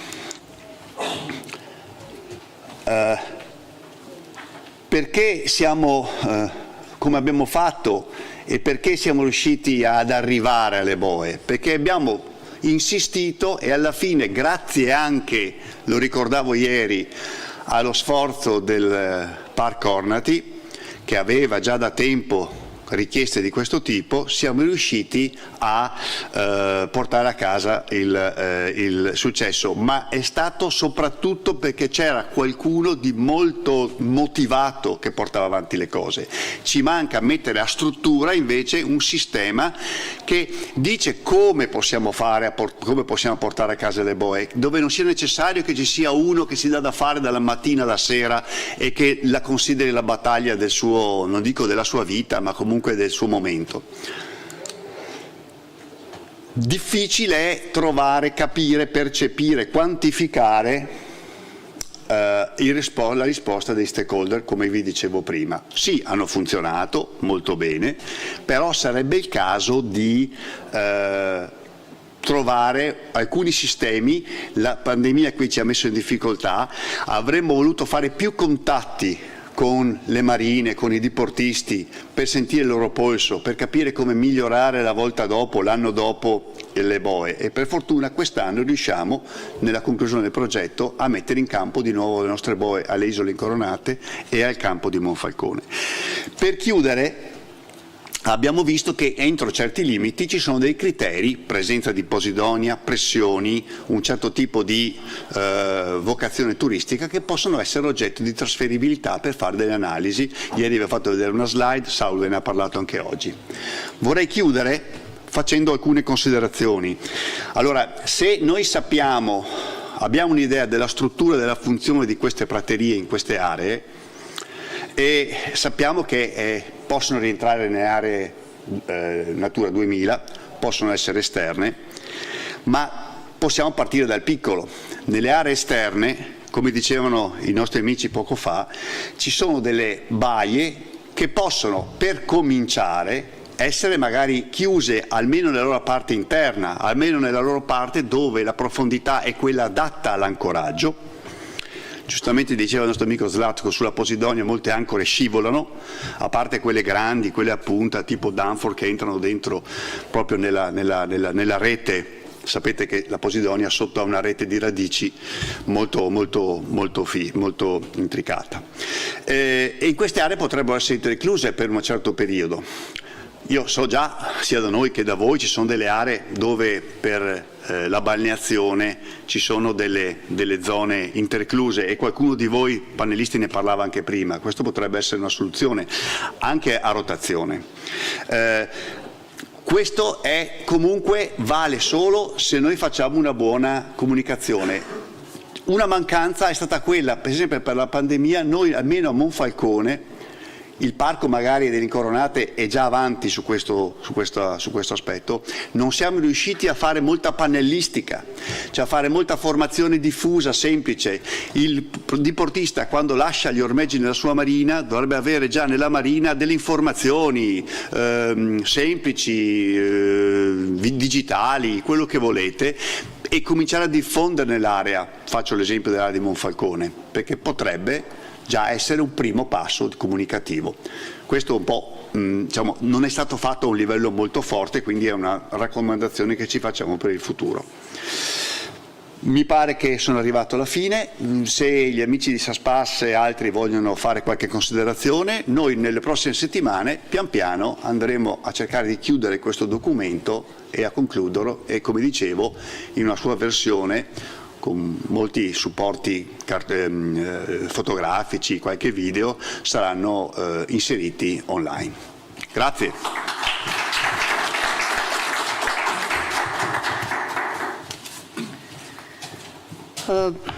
Dosta je preporuka Andreja iznio od strane projekta SASPAS. Mislim da je puno preporuka izašlo iz današnje konferencije. Evo, ja sam tu vrijedno zapisivala. Mi ćemo u narednim danima složiti zaključke i preporuke, poslati svima onima koji su bili na konferenciji, koji su se prijavili, ali oni nekima koji smatramo da su bitni, a nisu se bili danas s nama. Napomenila bi da nas je ova 2 dana pratilo i oko 70 osoba preko YouTube-a i da će snimka konferencija biti dostupna još neko vrijeme, tako da možete se i podsjetiti ili proslijediti neko za koje smatrate je bilo zgodno da je poslušao ovo što smo danas vidjeli. Ja vam svima zahvaljujem na koncentraciji, na aktivnom sudjelovanju. Nadam se da odlazite kući inspirirani, motivirani, da još bolje i više radite svoj posao za neke nove ideje i projekte. Hvala svim projektnim partnerima što su se uključili u osmišljavanje konferencije, doprinijeli sa posterima da prenesu vam dio svog iskustva i rezultata. Da je danas ovo sve glatko i jučer teklo, zaslužan je cijeli tim i Sunca, pa evo tu Matea, Mahni, Ana Marija, Fedra, nam je negdje, Vida, Maja.